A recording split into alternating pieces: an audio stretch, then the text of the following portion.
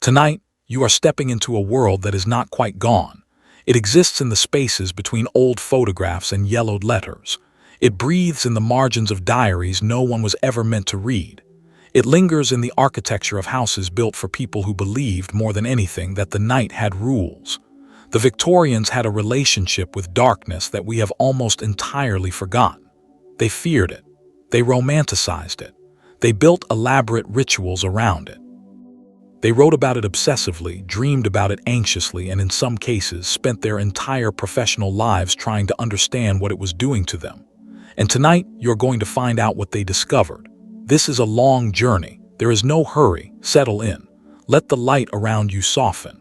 Let the sounds outside your window fade into something distant, something unimportant. Tonight, you are not going anywhere. Tonight, you are simply listening, and I am going to tell you everything. Before we go any further, if you find yourself enjoying this kind of storytelling, this slow, unhurried walk through history, you might consider subscribing to the channel. It costs nothing. It simply means that the next time we do this, you will know. And there will be a next time. There is always a next time. Now, let us begin properly. Let us go back. Not to a date exactly. Not to a specific year or a specific event. Let us go back to a feeling. The feeling of living in a world where, when the sun went down, the darkness was real. Not the soft amber darkness of a city at rest. Real darkness. The kind that pressed against windows. The kind that made ordinary rooms feel like they were holding their breath. The Victorians lived in that darkness. Every single night of their lives. And what they did inside it was stranger than almost anything you have read in a history book.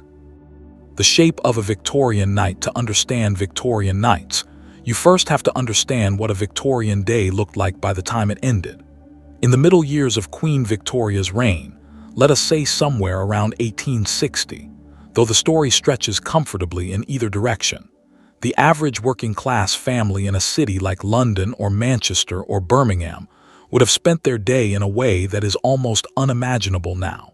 Not because it was dramatic. Because it was exhausting in a quiet, accumulative way that left very little room for thought. The day began before sunrise. This was not a preference. It was simply what the light demanded. In the absence of reliable artificial illumination, the rhythm of life was tied to the sun in a way that modern people experience perhaps only on camping trips or during power outages. When it was light, you worked. When it became dark, you stopped. Or you tried to. The working day for most urban laborers ran somewhere between 10 and 14 hours. Children, until various factory acts began to limit their hours through the middle decades of the century, often worked similar lengths of time. Women worked. Men worked. The elderly worked if they could. Rest, in the way we currently understand it, as something you earn at the end of a balanced, manageable day, was not a concept most Victorians had any practical relationship with. By the time evening arrived, a working-class family would return to a home that was, by our standards, extraordinarily small. A single room, perhaps two, shared between parents and however many children had survived to that point. In London's East End, in the rookeries of St. Giles, in the crowded back-to-back terraces of industrial Lancashire, the concept of personal space simply did not exist. And yet, despite all of this, despite the exhaustion, the overcrowding, the physical labor, the Victorians did not simply fall into unconsciousness the moment the sun went down. The night was its own world. Let me describe a specific evening. Not a royal evening, not an aristocratic drawing room, an ordinary evening in an ordinary house belonging to ordinary people. It is autumn. The year, let us say, is 1862. The house is on a narrow street in Bristol. The family who lives there, father, mother, 3 surviving children, has just finished the kind of meal that takes the edge off hunger without quite satisfying it. Bread, mostly. Perhaps some boiled vegetables. If the week has been good, a small piece of salt pork. The oldest child, a girl of about 11, is sitting closest to the fire, trying to do some needlework by the light of a single tallow candle. Tallow candles were made from animal fat, beef or mutton, usually, and they smelled, when burning, faintly like the inside of a butcher's shop. They also smoked more than wax candles. They dripped. They required constant trimming of the wick, a task that, if neglected, resulted in the flame becoming enormous and then guttering out entirely. The mother is doing laundry, even at this hour. The laundry of a working-class Victorian household was a task that never really ended. It simply paused. The father is reading a newspaper, or trying to. The paper is 2 days old, passed down from a neighbor. He is reading it by holding it at an angle to catch the light from the candle and the fire simultaneously. The 2 younger children are asleep already, in the bed they share with their parents. The bed itself is a wooden frame with a straw-filled mattress. There is 1 blanket.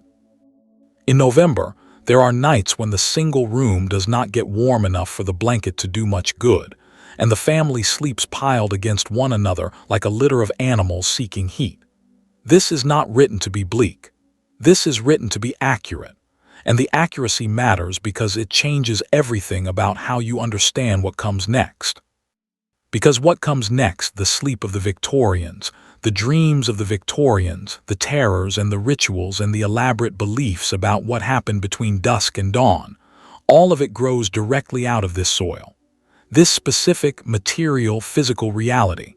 The light, above all else, shaped everything. Before the widespread adoption of gas lighting in middle-class homes, and before the later arrival of electric light, the Victorian relationship with artificial illumination was one of careful, almost reverent management. Candles were expensive, not ruinously so for a middle-class family, but expensive enough that they were used sparingly and never wasted. Among the working classes, a single candle for an evening was a luxury. 2 was extravagance. Many families relied primarily on the light of the fire, which is a beautiful and entirely inadequate reading light. Gas lighting, which spread through wealthier urban homes from the 1840s onward, changed things considerably for those who could afford it. The warm, hissing light of a gas lamp was steadier than a candle and considerably brighter. It smelled faintly of sulfur and turned rooms a kind of golden amber that gas-lit rooms in old paintings always seem to have. But it was also dangerous. Gas lines leaked, explosions happened, there were fires, and in poorly ventilated rooms, prolonged exposure to burning gas produced headaches, nausea, and a subtle cognitive fog that contemporaries noticed but rarely attributed correctly. By the 1880s, electricity was beginning to appear in the homes of the very wealthy. By the 1890s, it was spreading into middle-class neighborhoods. But for most Victorians, for the vast majority of people who lived through the long reign of the Queen, the night remained primarily dark, lit by fire and candle, and in the streets, by the smoky orange glow of gas lamps that created pools of visibility and left everything between them in shadow. This darkness was not merely inconvenient. It was psychologically significant. There is something that happens to the human mind when it spends regular, extended time in genuine darkness. Modern researchers have documented it. Psychologists have studied it. Sleep scientists have written about it at length. But the Victorians experienced it without any of that framework, and what they made of it is one of the most fascinating aspects of their entire culture. Darkness, it turns out, does things to perception. Ordinary rooms become uncertain. Familiar shapes become ambiguous. The hearing sharpens as the brain compensates for the loss of visual information, and this means that sounds, the creak of a settling house, the scratch of a mouse in the wall, the distant sound of someone in the street become more present, more significant, more laden with possible meaning. And the imagination, deprived of the constant visual stimulation we now take for granted, begins to generate its own imagery. The Victorians understood this in their way. They called it by various names. Some called it the vapors, some called it nervous excitability. Some attributed it to indigestion or to the particular character of the night air. But what they were describing, again and again in diaries and letters and medical texts, was the experience of a mind that, in the silence and darkness of a Victorian evening, began to do things that a well-lit, busy mind would never do. It began to see things, to hear things, to feel things. It began, in other words, to encounter the Victorian night on the night's own terms. Let us step back now, from that Bristol sitting room, and look at the Victorian night from a greater height. Let us look at the whole landscape of it. In the cities, the night had a particular texture that was unlike anything that exists today. The absence of electric light meant that the sky was visible in ways it simply is not now. The Milky Way was a common, nightly experience in urban areas. Stars that are now entirely invisible from any city on Earth were simply there, every clear evening, an enormous and slightly overwhelming presence overhead. But the night in a Victorian city was not quiet. This is something that tends to surprise people who imagine the Victorian era as a kind of genteel silence. The cities were loud, not with the specific frequencies of our modern noise, not the constant electrical hum, not the bass note of distant motorways, but with their own cacophony. Horses on cobblestones, night watchmen calling the hours, dogs, always dogs barking in the darkness, the sound of factories that ran through the night in some industrial cities, a rhythmic, repetitive percussion that carried for miles in the still air. And then there were the sounds specific to poverty, the cries of infants in crowded rooms, arguments through thin walls, the sounds of people trying to manage difficult lives in very close proximity to one another. In the countryside, the night had an entirely different quality. There the darkness was more complete, the silence more absolute, and the sounds that did intrude, the cry of a screech owl, the bark of a fox, the creak of wind through ancient trees, had a quality that even the most rational Victorian farmer acknowledged could raise the hairs on the back of the neck.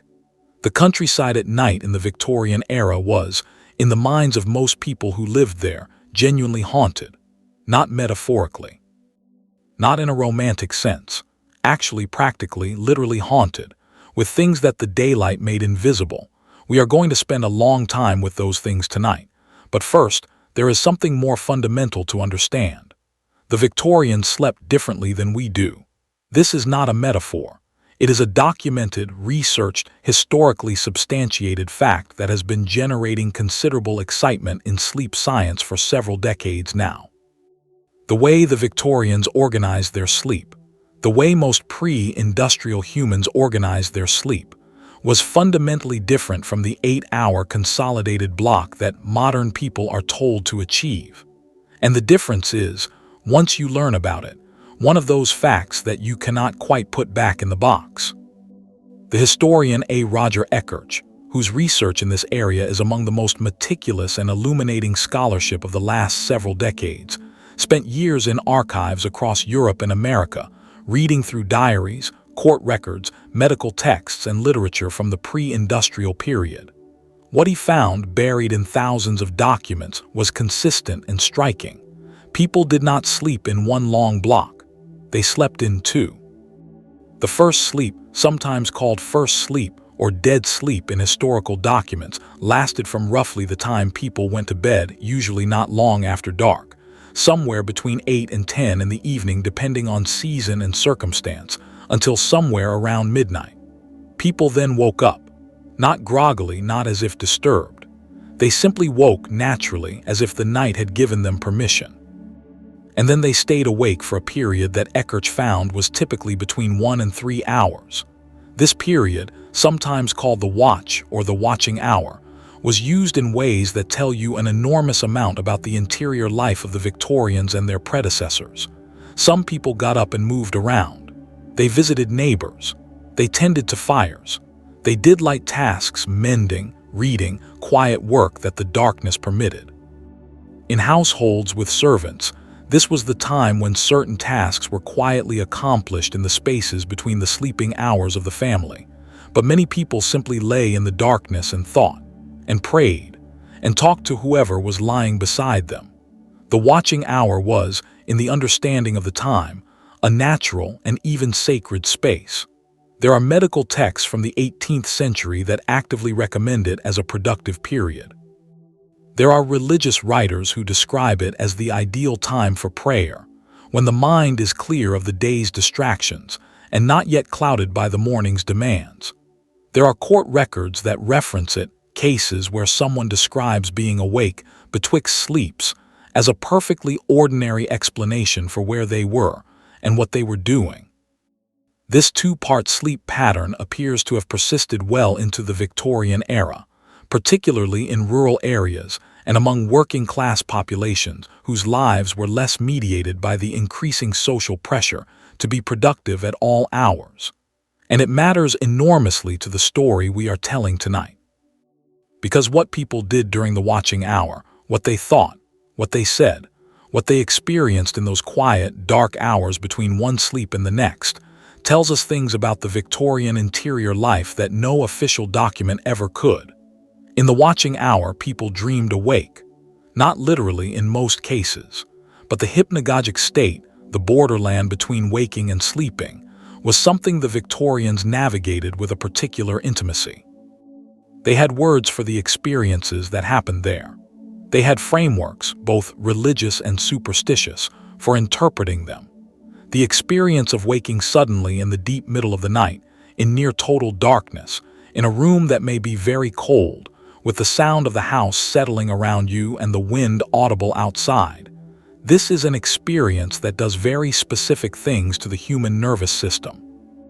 The boundary between dreaming and waking becomes permeable in a way that it simply does not in a brightly lit bedroom with the sounds of a modern street outside. A figure seen at the foot of the bed in that state is not quite the same as a hallucination. It is not quite the same as a dream. It occupies a category of experience that the Victorians actually had language for, even if that language was sometimes the language of the supernatural. The ghost at the end of the bed.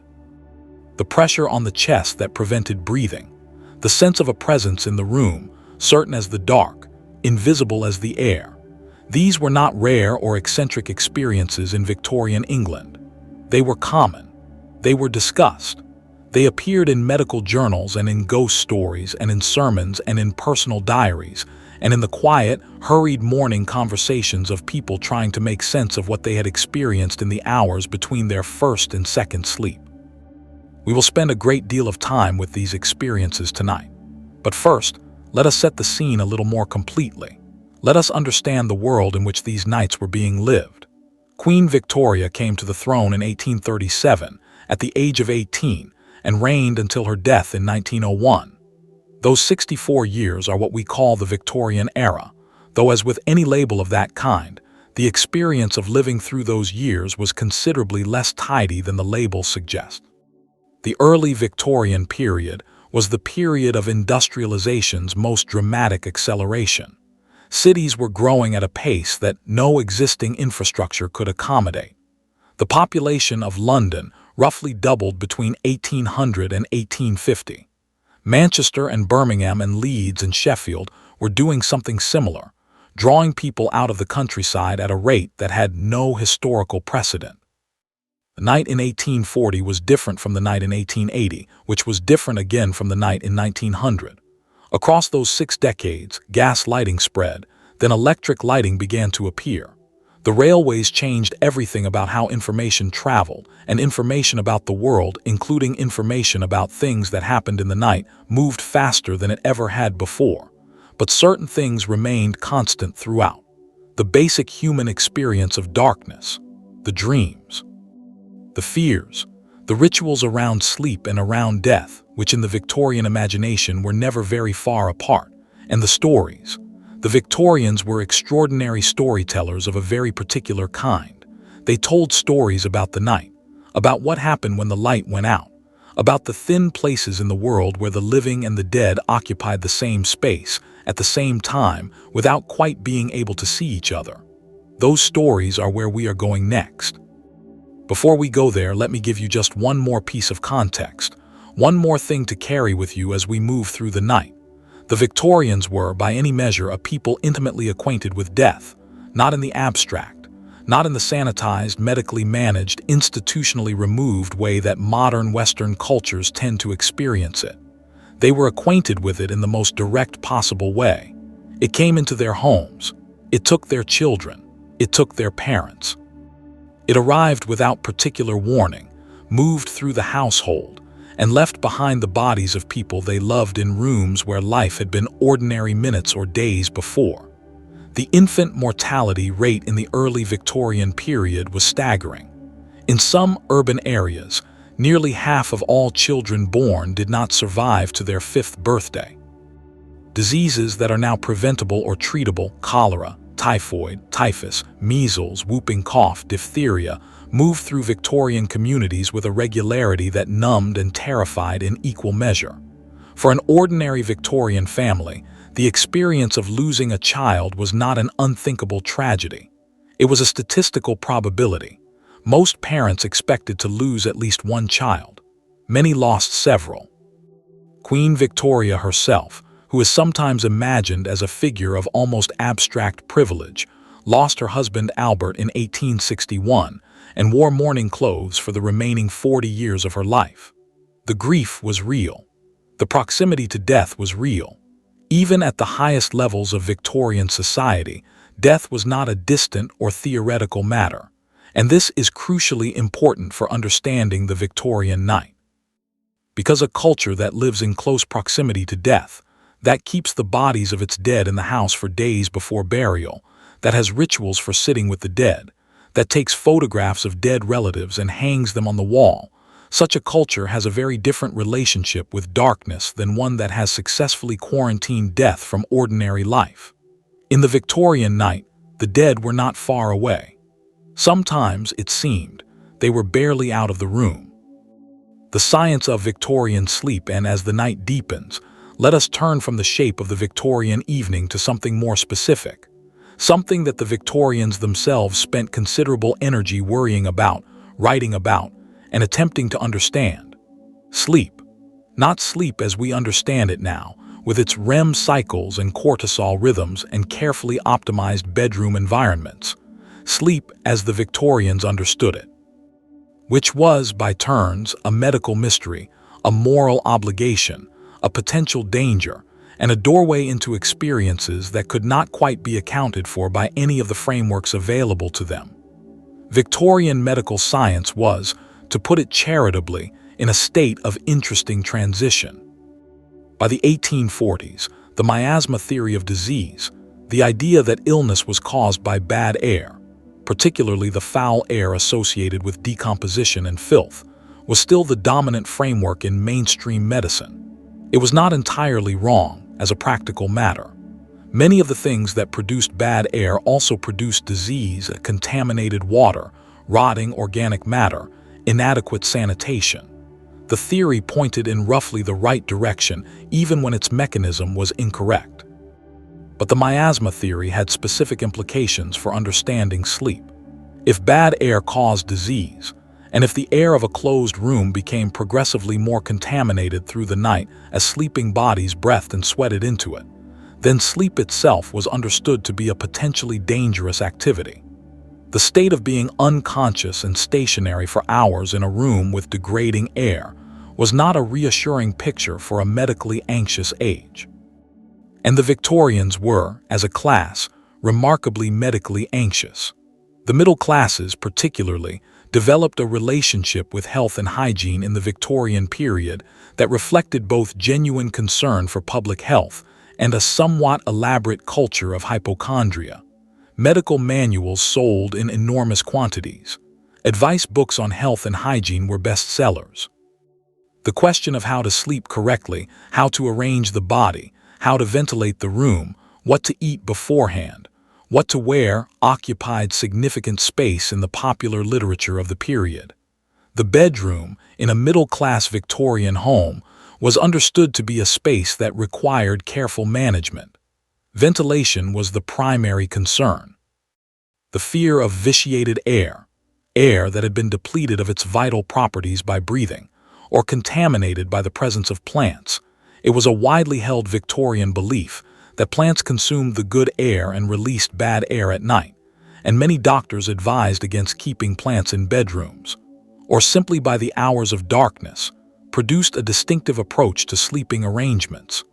Victorian bedrooms in prosperous households often featured thick curtains around the bed itself. The four-poster bed, that great monument of pre-industrial sleeping, had not yet disappeared from middle-class homes, and its curtains served a specific perceived function. They were thought to protect the sleeper from drafts, which were considered distinctly dangerous, particularly to the sleeping body, which was believed to be especially vulnerable. But they also, paradoxically, reduced ventilation. The tension between protecting oneself from cold air and ensuring an adequate supply of fresh air created an ongoing anxiety in Victorian domestic management that produced an almost comedic amount of written guidance. Dr. Andrew Winter, writing in the 1860s, recommended that bedroom windows be left slightly open even in winter to allow for the constant renewal of the air. A counterweight system using a board placed in the lower portion of the sash window was sometimes recommended, which allowed air to enter from above the board and circulate without creating a draft directly on the sleeper. This device was apparently popular enough that it was commercially manufactured and sold in some urban areas. Other medical authorities disagreed. Fresh air was all very well in theory, they said, but the specific properties of night air, which was understood to be qualitatively different from day air in ways that were never entirely specified, made indiscriminate ventilation unwise. Night air carried damp. Night air carried miasma from the fields and the sewers. Night air was, in short, a substance of dubious character that required careful management rather than enthusiastic invitation.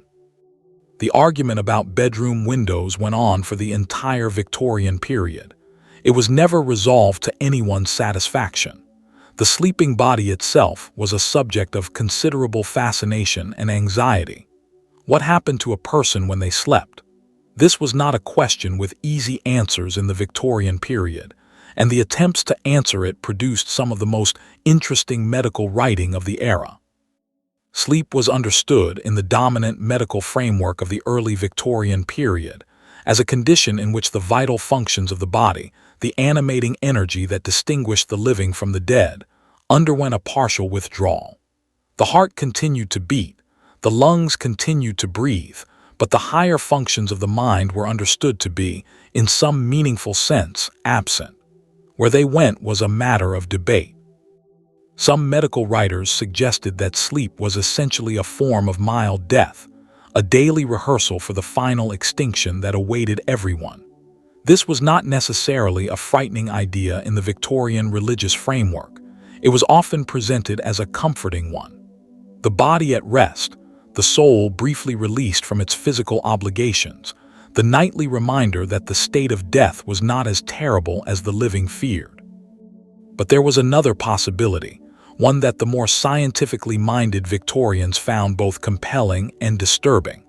What if the mind, during sleep, did not simply switch off? What if it continued to work, but without the correcting influence of conscious reason? What if sleep was not a rest for the mind, but a kind of freedom for it, a period during which the hidden machinery of the psyche ran without its usual governor? This was, of course, the direction in which sleep science would eventually travel. It is also the direction in which Victorian nightmare culture would travel, and the two journeys were not entirely unrelated. The Victorian understanding of dreams was a patchwork of religious tradition, folk belief, and emerging scientific speculation that was genuinely fascinating in its contradictions. From a religious standpoint, dreams had always been significant. The Bible was full of meaningful dreams: Joseph's dreams, Pharaoh's dreams, the dreams of Daniel, the dream of Joseph the carpenter. The idea that God might communicate through dreams was deeply embedded in the Protestant Christianity that shaped most Victorian religious thought, even as that same religious tradition also warned that dreams could be the work of the devil, or simply the random productions of a digesting stomach. The Victorian middle class navigated this ambiguity with characteristic thoroughness. Dreams were taken seriously. Dream diaries were not uncommon among middle-class women, who were thought to have a particular sensitivity to the inner life that men lacked. Dream interpretation books were published, sold, and consulted with the kind of earnest attention that people now give to astrology or self-help literature. At the same time, the more scientifically inclined Victorians were beginning to approach dreams from a different direction. If dreams were not divine messages and not diabolical temptations, what were they? The emerging science of psychology, a discipline that was, in the 1870s and 1880s, barely beginning to define itself, offered some tentative answers. Dreams might be the continuation of the day's thoughts, run free of conscious control. Dreams might be the expression of desires or fears that the waking mind kept carefully suppressed. Dreams might be the random firing of neural machinery, interpreted by the dreaming mind into narrative. These ideas, which we now recognize as the early stirrings of the psychology that Freud and his contemporaries would later systematize, were already circulating in Victorian intellectual culture decades before Freud published his interpretation of dreams in 1899. But most Victorians experienced their dreams not through any of these frameworks, but simply directly, as events that happened to them. And some of those events were very strange indeed. The Victorian nightmare was a specific and documented experience, not just a bad dream, something more than a bad dream, something that Victorian medical writers returned to again and again with a combination of clinical interest and obvious personal unease.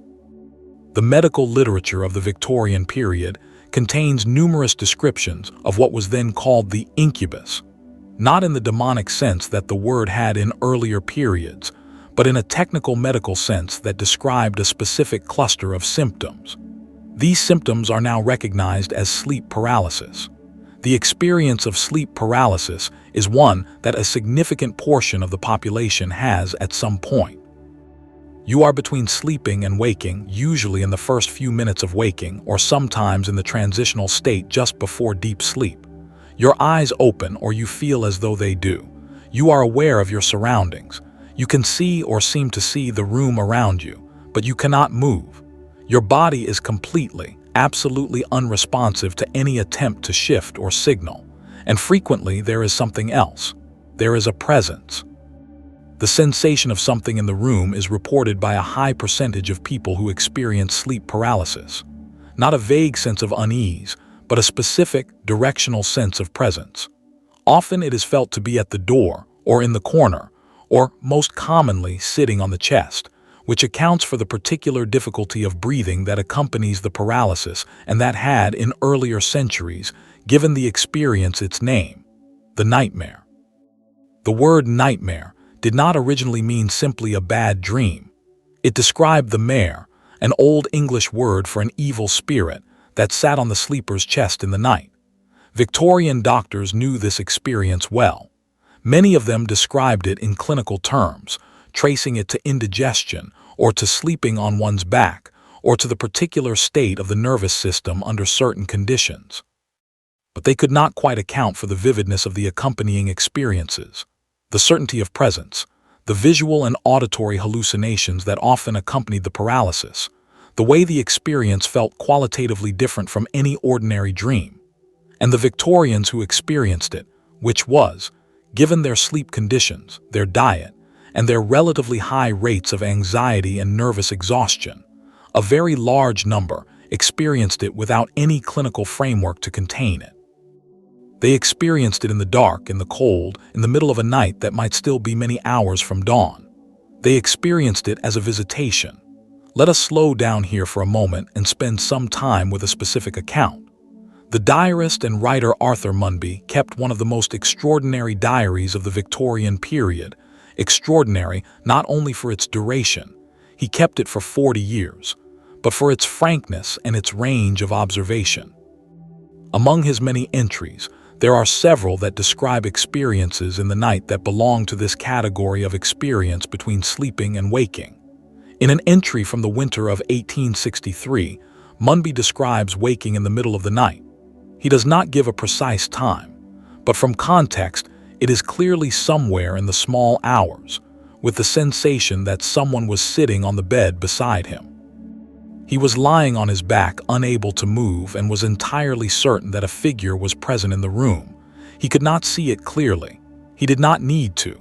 The certainty of its presence was, he writes, more absolute than any visual impression could have been. He lay in this state, aware, paralyzed, utterly certain of company, for what he estimated was several minutes.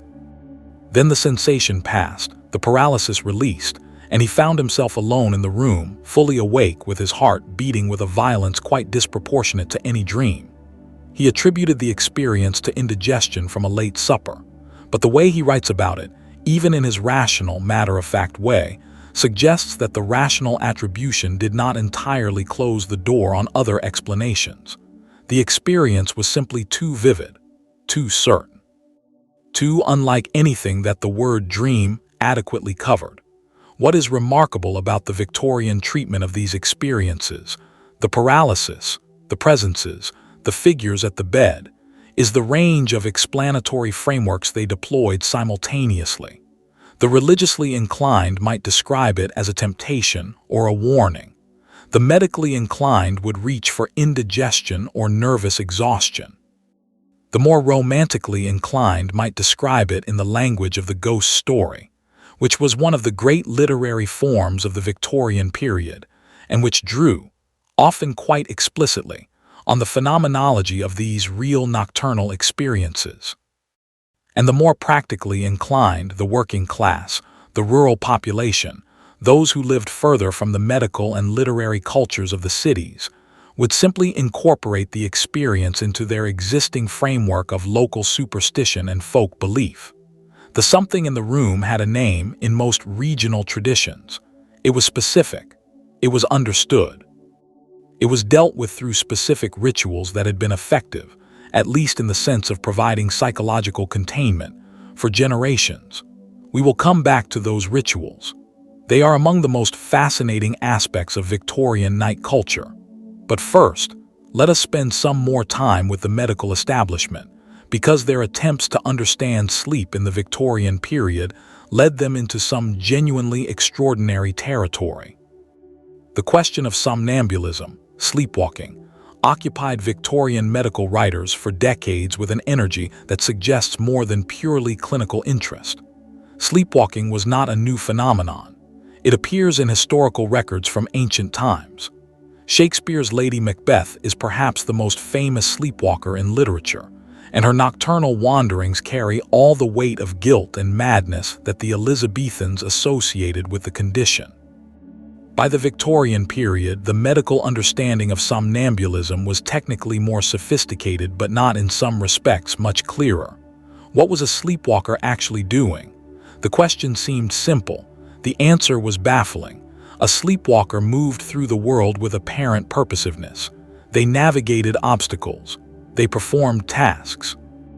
In some documented cases, they performed remarkably complex tasks, playing musical instruments, writing, engaging in physical labor, that seemed to require precisely the kind of conscious awareness that sleep was supposed to have suspended. And yet they were, by all available evidence, genuinely asleep. They could not remember, upon waking, anything that had happened during the somnambulistic episode. They would be found in unexpected places, on rooftops, in kitchens, at the front door, with no subjective sense of having moved. The Victorian medical establishment divided on how to interpret this. Some saw it as evidence that the mind had layers, that beneath the conscious, rational self, there was another self, or perhaps several other selves, that continued to operate with a kind of autonomous intelligence even when the upper self was suspended. This was a disturbing and fascinating idea that resonated deeply with the emerging psychology of the period. Others preferred a more mechanical explanation. The nerves of the body could continue to perform their functions, locomotion, coordination, sensory processing, without the involvement of the higher brain. Somnambulism was not a second self. It was a kind of biological clockwork, running without its human operator. But neither explanation quite accounted for the reports that continued to emerge from across the country of sleepwalkers who seemed to know things, who went directly to objects whose location they had never been told, who spoke, during their nocturnal wanderings, with apparent lucidity and intelligence, who performed acts that their waking selves could not account for. These reports were collected, argued about, published in medical journals, and never satisfactorily resolved. They went on fueling a Victorian fascination with the hidden depths of the mind that would eventually find its most systematic expression in the work of Freud, but which, in its Victorian form, was wilder and stranger, and less tidy than anything psychoanalysis would later produce. The hypnotic trance was one of the Victorian period's most contested and remarkable phenomena. It began in its modern form with Franz Mesmer, the 18th century Austrian physician who developed the theory of animal magnetism. The idea that a universal magnetic fluid permeated all living things, and that illness resulted from its imbalance, which could be corrected by a skilled practitioner directing the flow of the fluid through magnetic passes of the hands. Mesmerism, as his system came to be called, was controversial from the beginning. A commission of inquiry in Paris in the 1780s, which included Benjamin Franklin among its members, concluded that the effects were real but the theoretical mechanism was imaginary. People genuinely entered trance states during mesmeric sessions. They experienced real changes in sensation and behavior, but it was not animal magnetism doing it. It was something in the minds of the subjects themselves. By the Victorian period, this something had a new name. James Braid, a Scottish surgeon working in Manchester in the 1840s, coined the term hypnotism, derived from hypnos, the Greek god of sleep, and stripped away the mystical framework to replace it with a more sober clinical one. Hypnotic trance, Braid argued, was a neurological phenomenon, a specific state of the nervous system that could be reliably induced and that produced real and measurable effects on perception, memory, and behavior. What made Victorian hypnosis extraordinary, and what made it so deeply connected to the culture of the night, was what happened to people inside the trance. They spoke. They answered questions. They moved and gestured. They described things that they claimed to be seeing, hearing, feeling experiences that bore no relationship to the actual physical environment around them. In the most dramatic documented cases, they described experiences that were then verified, things they apparently could not have known by ordinary means. These cases, and there were many of them, documented with varying degrees of care by investigators across Europe, were the kindling for a debate that ran through the entire second half of the Victorian period. Was hypnotic trance simply a kind of theatrical compliance, a performance of expectations by suggestible subjects?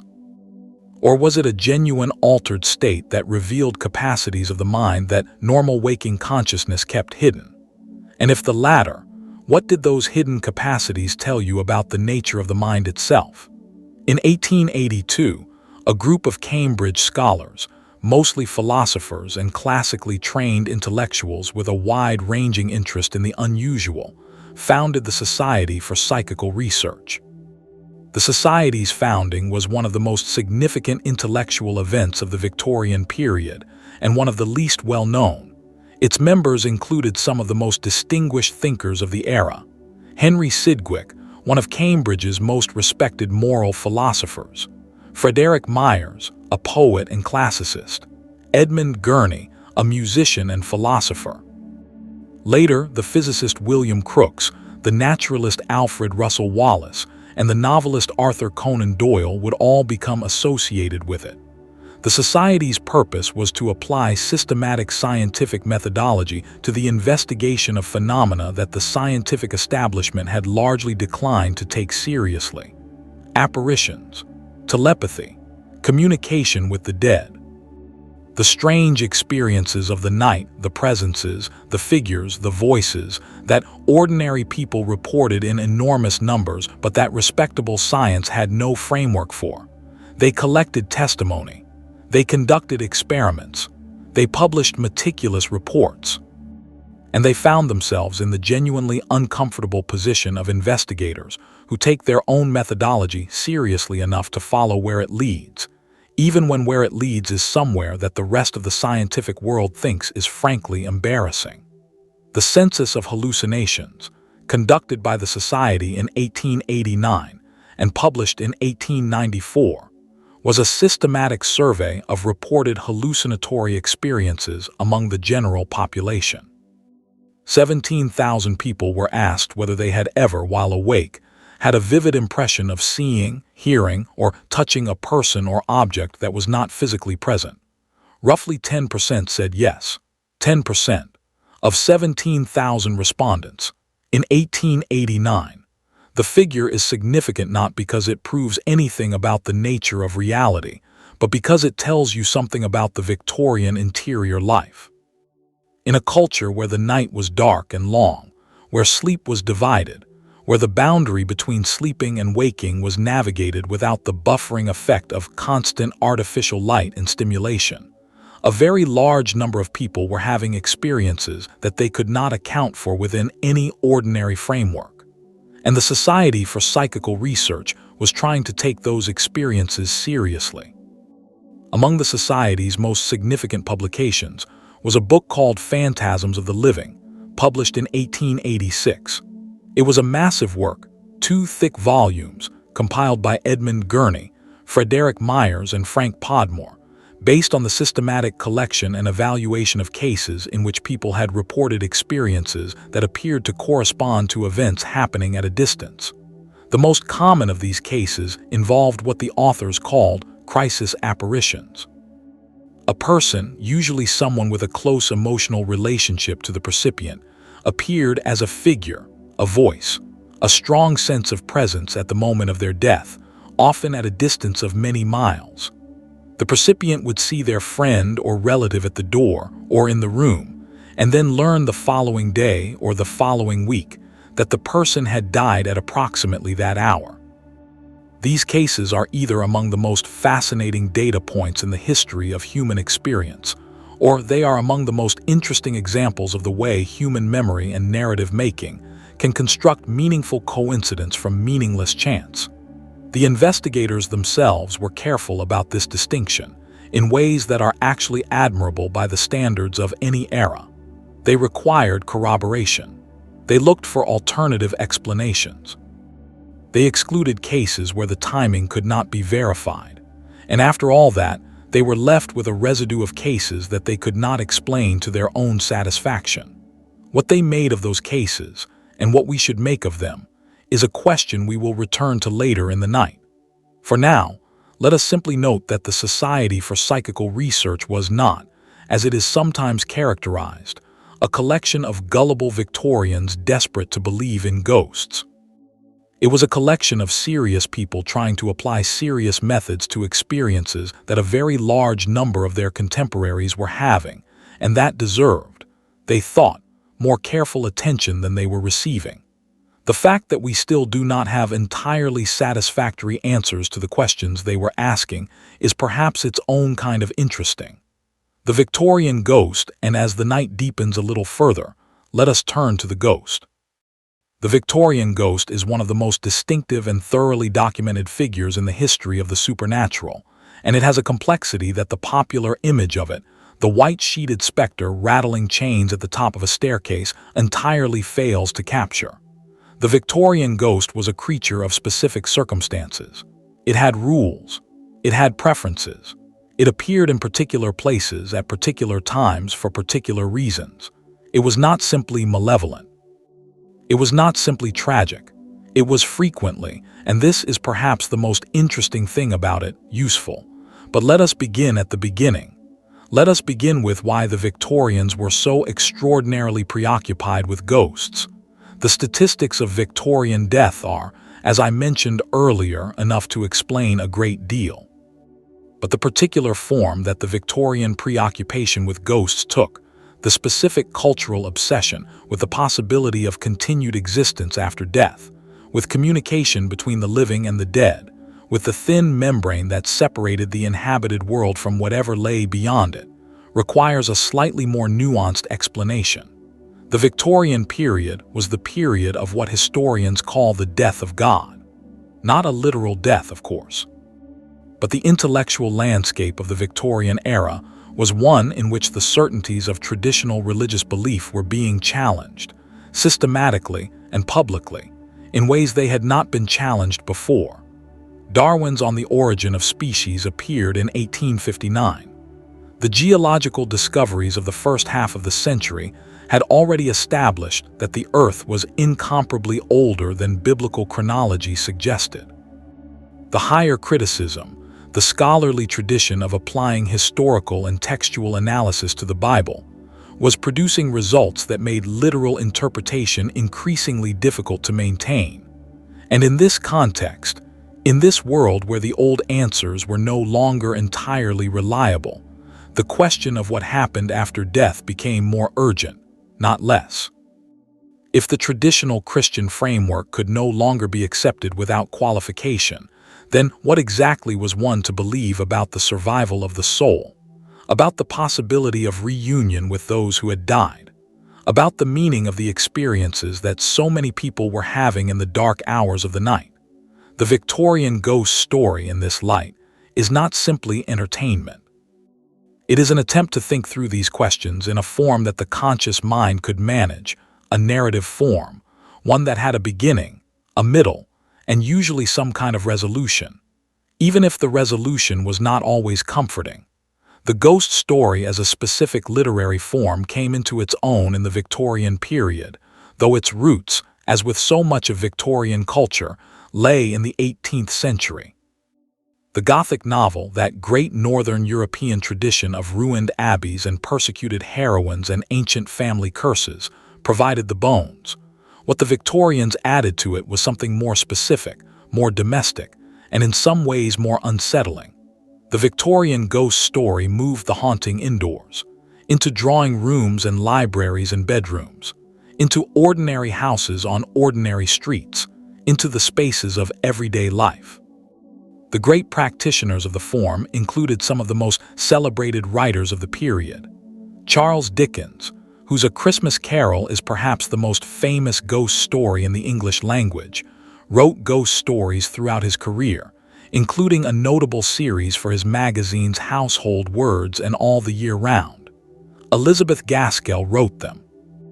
Joseph Sheridan Le Fanu, the Anglo-Irish writer who is perhaps the most technically accomplished ghost story writer of the Victorian period, created an entire world of nocturnal horror that owed less to Gothic convention than to a genuinely original understanding of psychological terror.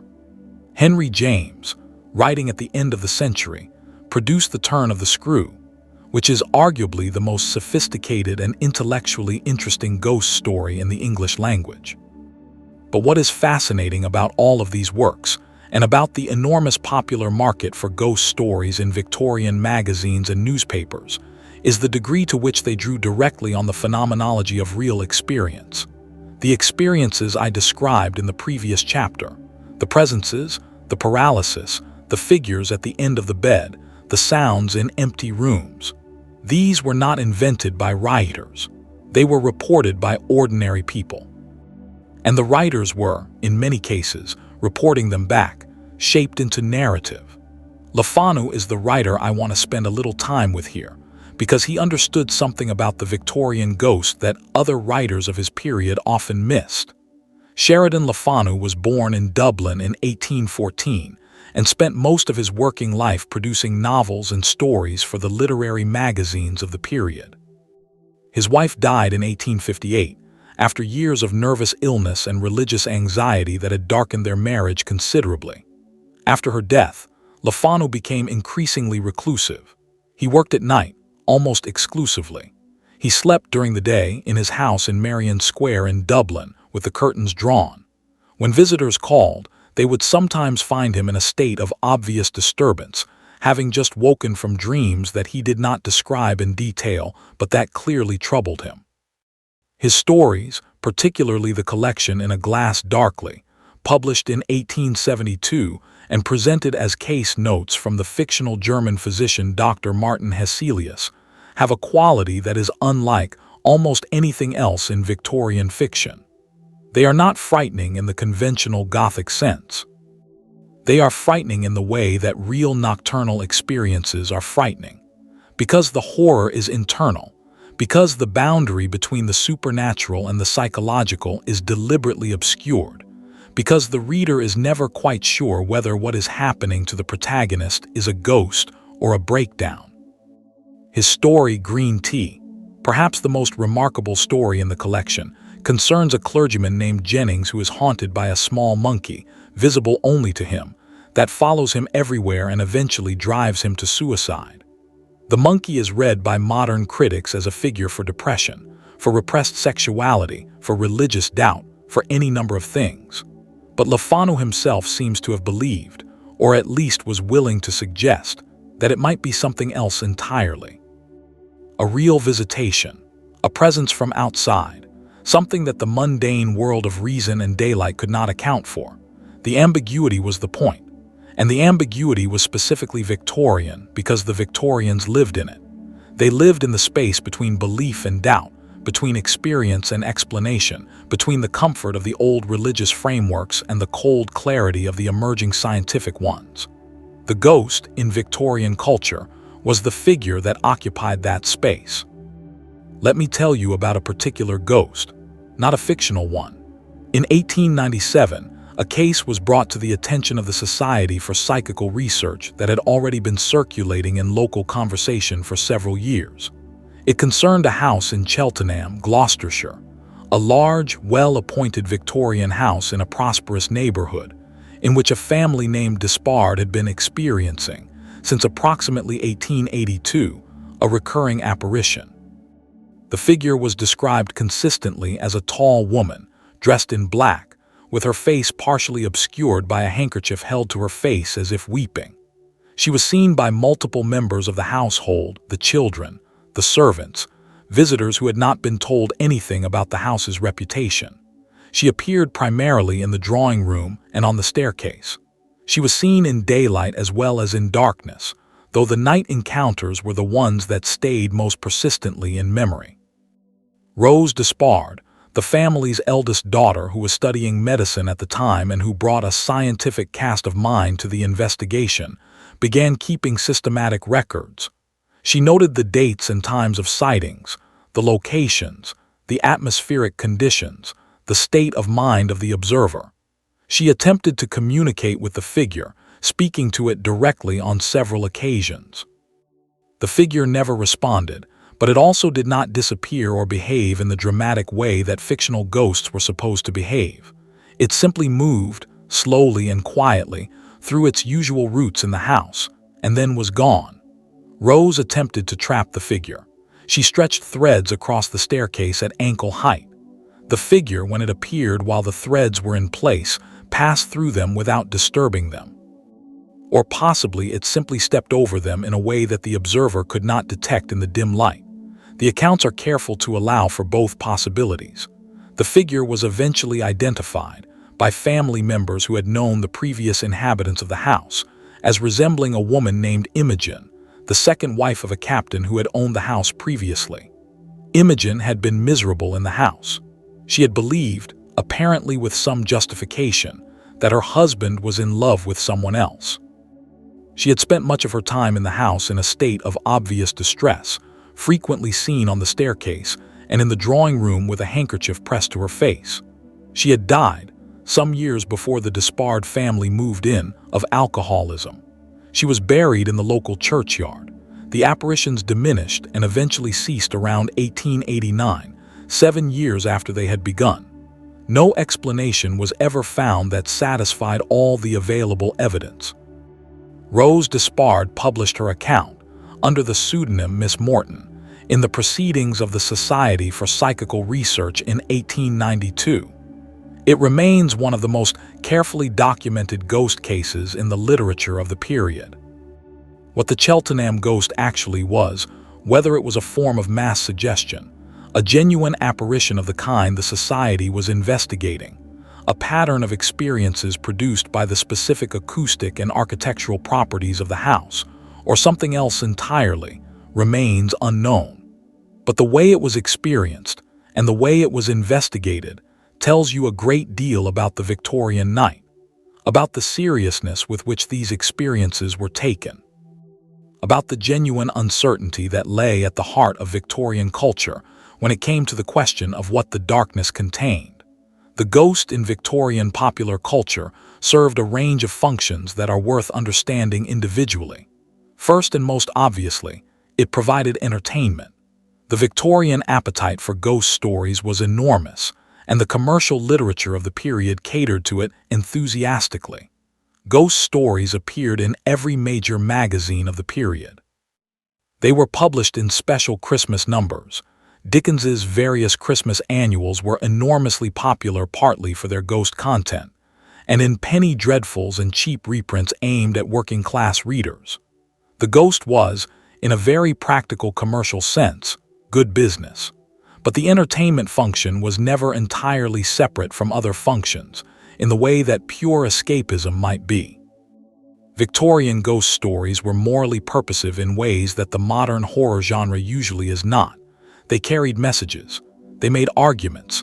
They addressed anxieties. The Victorian ghost very frequently appeared because something had been left undone. A wrong had been left unrectified. A debt was unpaid. A secret was hidden. The ghost's appearance was, in this framework, not a random incursion of the supernatural into the natural world but a meaningful communication.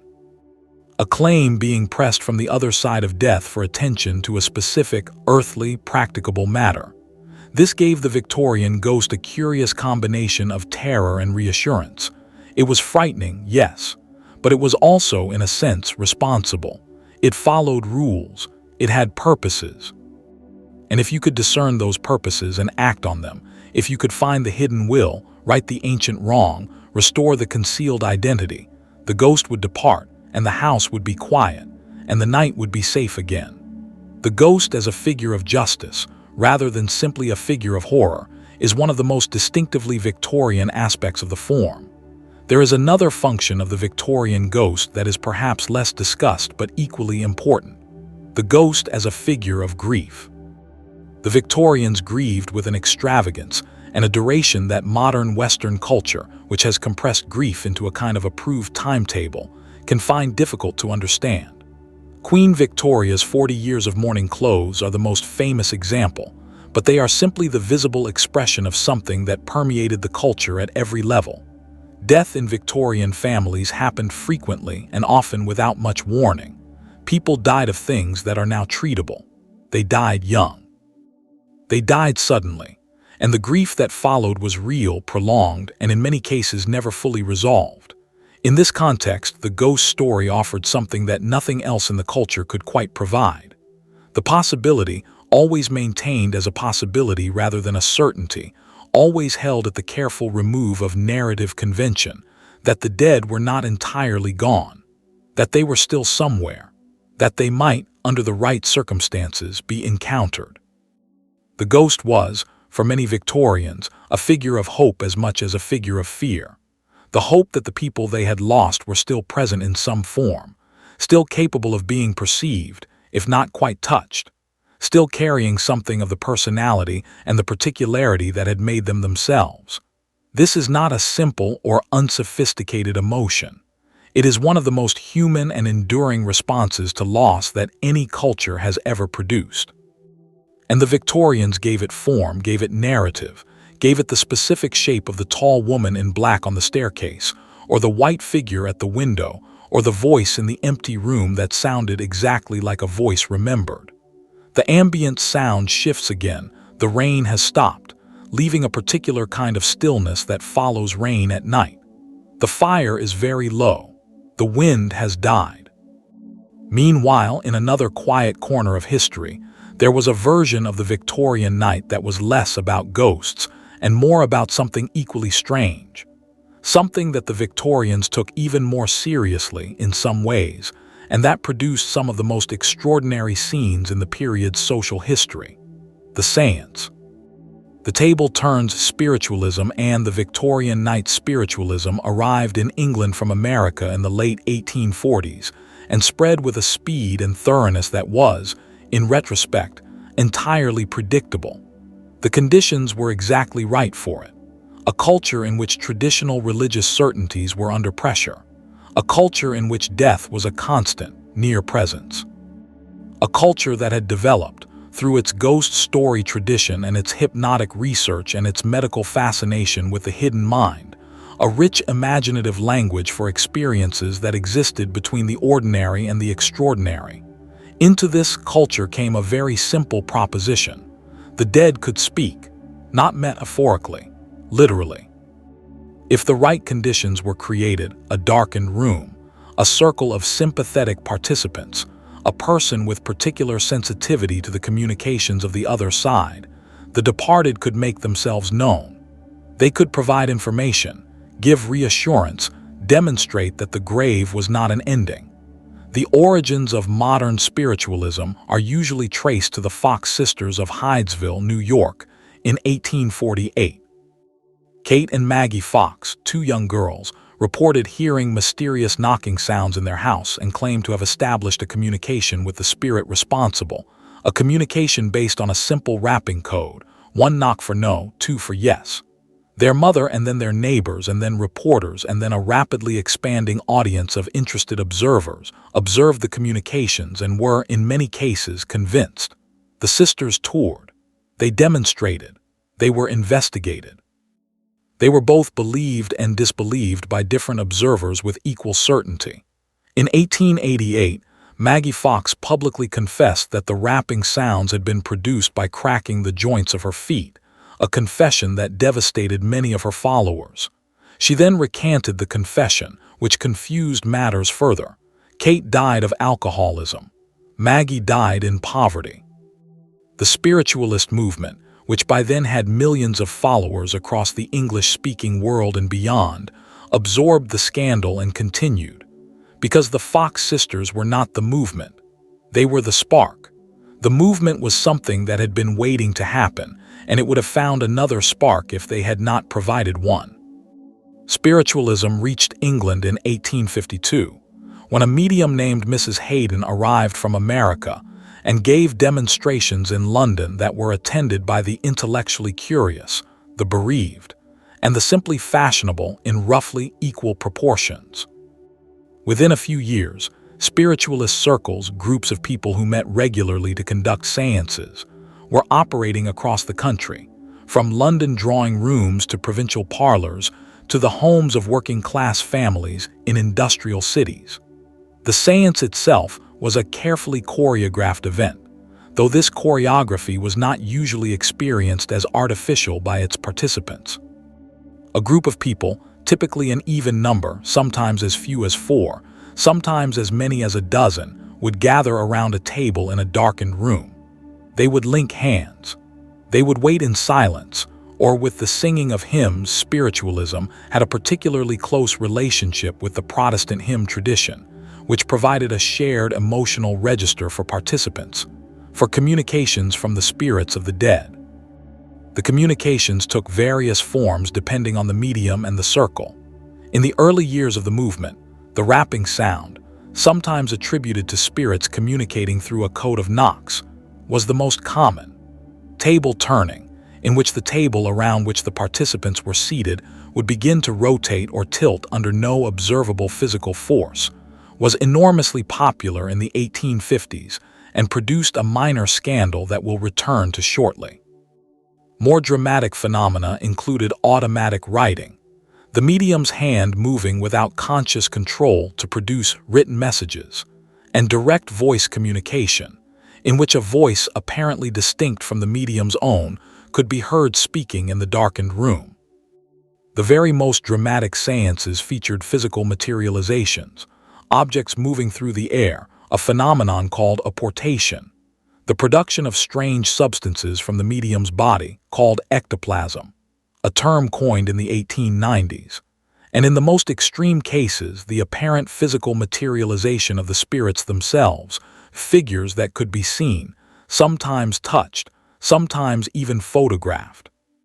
The table-turning craze of 1853 is worth pausing on, because it tells you a great deal about the Victorian mind in its encounter with the potentially supernatural. In the spring of 1853, a fashion spread across England, from drawing rooms to public houses, from aristocratic estates to working-class terraces, for placing hands on a table and waiting for it to move. The table did move, often quite vigorously. It rotated, it tilted, it moved across the floor, it rose from the floor entirely in some dramatic cases. Participants were convinced that the movement was being produced by spirit agency. Skeptics insisted it was being produced by the unconscious muscular movements of the participants themselves, a mechanism that the scientist Michael Faraday demonstrated very elegantly with a simple experimental device that made it possible to detect whether the force was coming from above, from external agency, or below, from the hands resting on the table. Faraday's demonstration was clear and convincing. The force, in every case he tested, came from below. The participants were moving the table themselves without knowing it. The phenomenon was one of unconscious motor action, what later researchers would call ideomotor response. But Faraday's demonstration did not stop the craze. It barely slowed it. Because for most of the people gathering around tables in darkened parlors, the question of mechanism was less important than the experience. The table moved. The movement felt significant. It felt like communication. And in a culture that was hungry for some form of evidence that the dead were not simply gone, the desire to believe was, in many cases, stronger than the desire to know. This tension between the desire for evidence and the need for comfort ran through the entire Victorian engagement with spiritualism. It produced some of its most interesting intellectual episodes, including the cases of several prominent scientists who investigated mediums and came away, to the embarrassment of their colleagues, convinced. William Crookes was one of the most eminent physicists of the Victorian period. He discovered the element thallium. He invented the Crookes tube, which was a crucial precursor to the cathode ray tube and eventually to the television. He was elected a Fellow of the Royal Society in 1863. He was, by any measure, a serious scientist. In 1869, his younger brother Philip died. The grief was considerable, and Crookes, who had previously had no particular interest in spiritualism, began to attend séances. By 1870, he had announced, in the Chemical News, a journal he himself edited, his intention to investigate mediumistic phenomena with the rigor of scientific method. His colleagues in the scientific establishment found this alarming. They wrote to him. They urged caution. They reminded him of his reputation. Crookes conducted his investigations. He designed apparatus. He took measurements. He worked primarily with a young medium named Florence Cook, who produced the most dramatic phenomenon in the spiritualist repertoire, the full materialization of a spirit, a young woman who called herself Katie King, and who would appear in a white gown in the darkened séance room, apparently separate from Florence Cook's own body. Crookes' investigations of Florence Cook produced, in 1874, a series of papers in which he concluded that he could not account for the phenomena he had witnessed by any known physical mechanism. He did not go quite so far as to say the phenomena were supernatural, but he said, very carefully, that they were real and that they required explanation. The scientific establishment received this with incredulity. It has been suggested since that Crookes was in love with Florence Cook, and that this compromised his judgment. It has also been established that Florence Cook was eventually demonstrated by other investigators to be a fraud. But whether Crookes knew this, and whether it would have changed his conclusions, remains genuinely uncertain. What is certain is that Crookes' engagement with spiritualism was not the act of a naive man.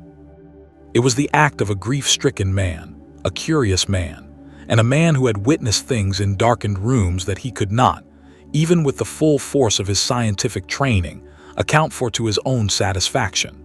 Daniel Dungla's home was the most famous medium of the Victorian period, and the most persistently undetected. Unlike Florence Cook and most of the other celebrated mediums of the era, Home was never caught in straightforward fraud. He was investigated repeatedly, by skeptics as well as believers, and never satisfactorily exposed. The phenomena he produced, which included levitation, the handling of fire without injury, the playing of musical instruments by apparently disembodied hands, and the extension of his body to heights measurably greater than his normal stature, were witnessed by hundreds of people across 3 decades of performance, including individuals of considerable education and professional skepticism.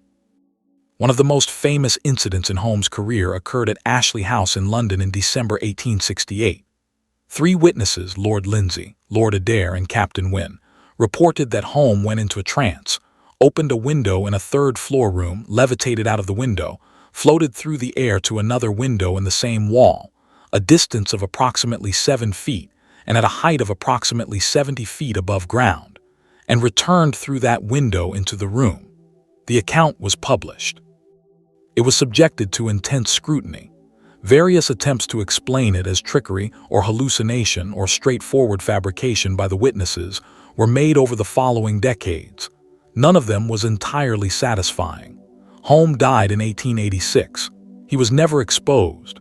The levitation at Ashley House remains, strictly speaking, unexplained. What actually happened at Ashley House on that winter evening is something we simply cannot know. What we can know is that 3 educated, respectable Victorian men believed they had witnessed something that could not be accomplished by any ordinary human ability. And the fact that they believed it, the fact that intelligent people in significant numbers were having experiences in séance rooms that they could not account for within their ordinary framework of the world, tells you something important about the Victorian night. The darkness was full. It was full of expectation and grief and hunger for contact with the lost. And into that fullness, something came. Whether the something was spirits or suggestion or fraud or the hidden depths of the human mind producing extraordinary things under extraordinary pressure, the Victorian night was genuinely, unmistakably strange. Let us spend a little time now inside a specific séance room.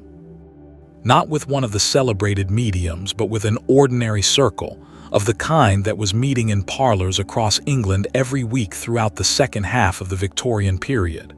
The room might be in a house in Croydon, or in York, or in a prosperous street in Edinburgh. The circle meets every Thursday evening. There are 8 participants.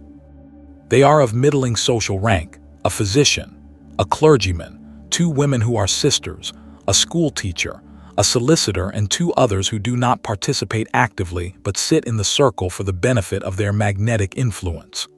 The medium is not a professional. She is a woman in her 40s who discovered some years ago that when she entered a certain state of relaxation, her hand would move without her willing it to move and produce writing. The writing, which she does not subsequently remember producing, often appears to contain information about the dead relatives of people in the circle. The room is prepared carefully. The curtains are drawn. The gas jets are turned down to their lowest setting, producing a dim, amber-tinged twilight. The table is cleared of its ordinary objects. The participants take their seats and join hands. There is a period of silence. Then typically one of the women in the circle will begin to sing. A hymn, usually. The sound of 8 voices in a low-lit room, singing a familiar Victorian hymn, something from the Sankey and Moody collection perhaps, has a particular quality. It is communal. It is emotionally resonant.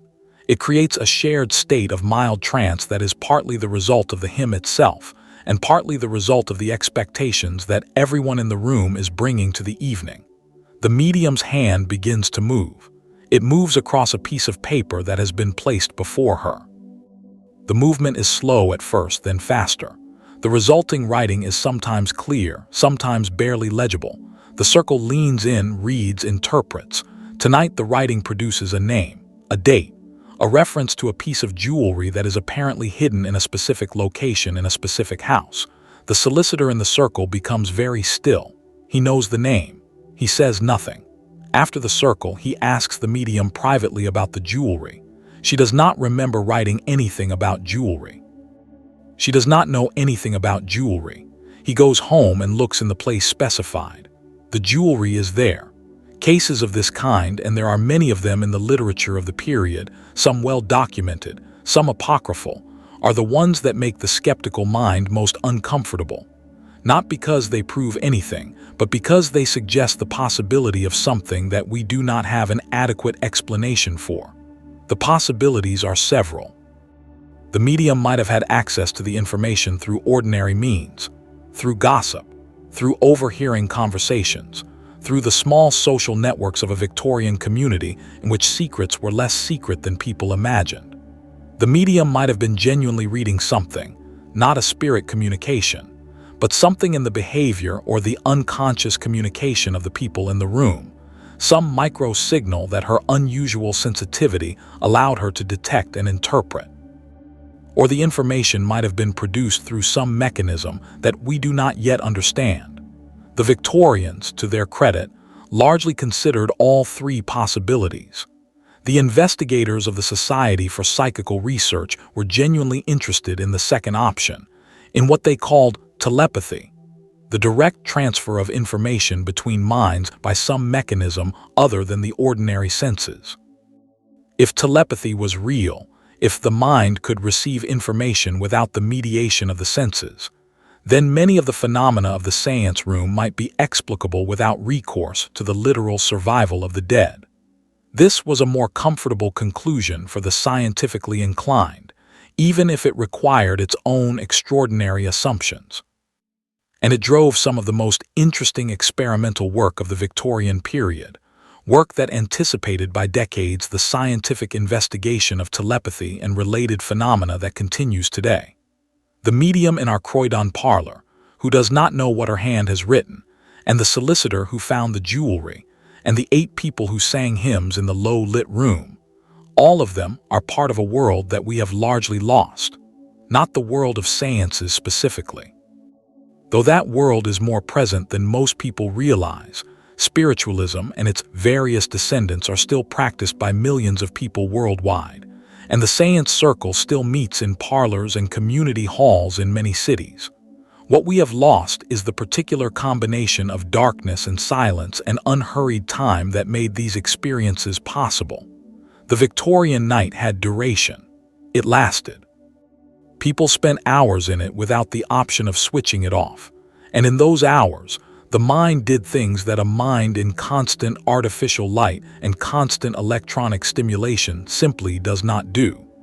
The séance room was, in some ways, an attempt to replicate the conditions of the deep night in a controlled social setting.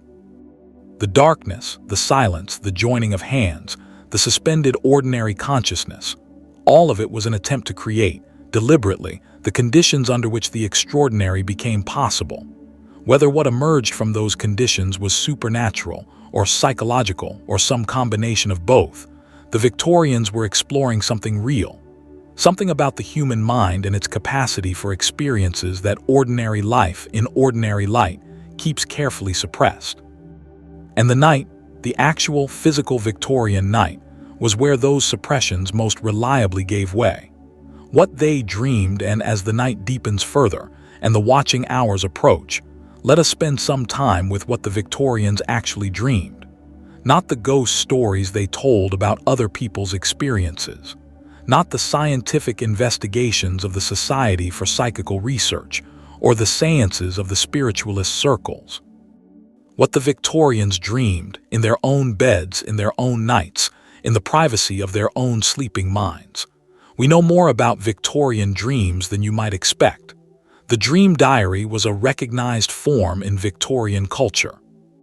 Among the educated middle class, keeping a record of one's dreams was a practice encouraged by various authorities, some religious, who saw dreams as a potential medium of divine communication, some medical, who were interested in what dreams revealed about the state of the nervous system, some simply curious, who found their own nocturnal productions fascinating enough to deserve documentation. The dreams recorded in Victorian diaries and letters have a texture that is both familiar and strange.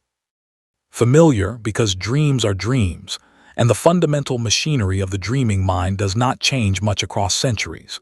Strange because the specific imagery and preoccupations of Victorian dreams reflect a world that no longer exists, a world in which certain fears were constant and certain comforts were rare.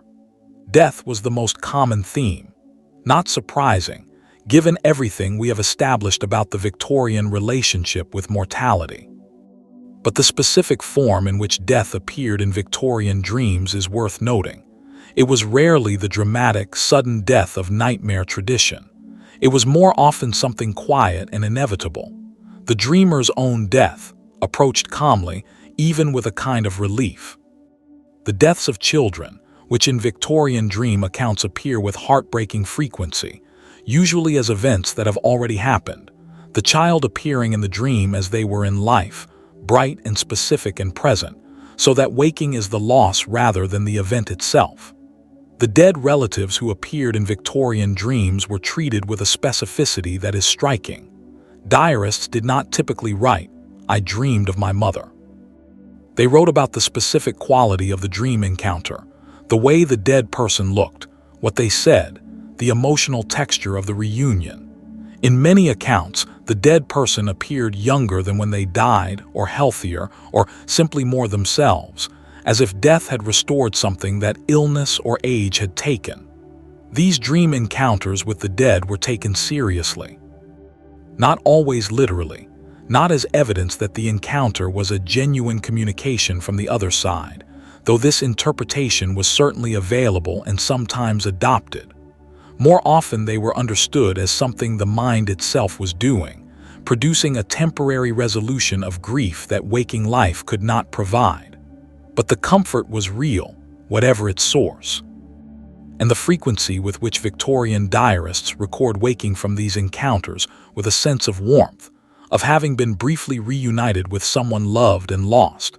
This tells you something about the emotional work that the Victorian night was expected to do.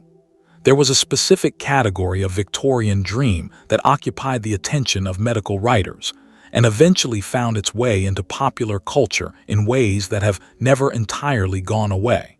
The prophetic dream. The idea that dreams could foretell events was ancient, of course. The tradition stretched back to the earliest written records of human civilization, but the Victorians gave it a particular character. They were not simply inheriting folk superstition about dreams. They were asking, with the beginning of scientific seriousness, whether there was any empirical foundation for the perception that dreams sometimes corresponded to events before those events occurred. The Society for Psychical Research was interested in this question. They collected cases. Among the most rigorously investigated was the case of John William Dunn, an aeronautical engineer who had served in the Boer War and who, in the first decade of the 20th century, just at the edge of the Victorian period, became interested in what he called precognitive dreams, dreams that appeared to contain accurate information about events that had not yet happened at the time of the dream. Dunn's case is interesting partly because he was, by professional training and inclination, the kind of person least likely to accept such a claim without rigorous testing. He kept meticulous dream diaries and compared them, carefully and systematically, to subsequent events. What he found, or believed he found, was a pattern of correspondences that he could not account for by coincidence. But we are getting slightly ahead of ourselves. The strictly Victorian treatment of prophetic dreams tended to operate within a religious framework rather than a scientific one. Dreams that foretold deaths were the most common form.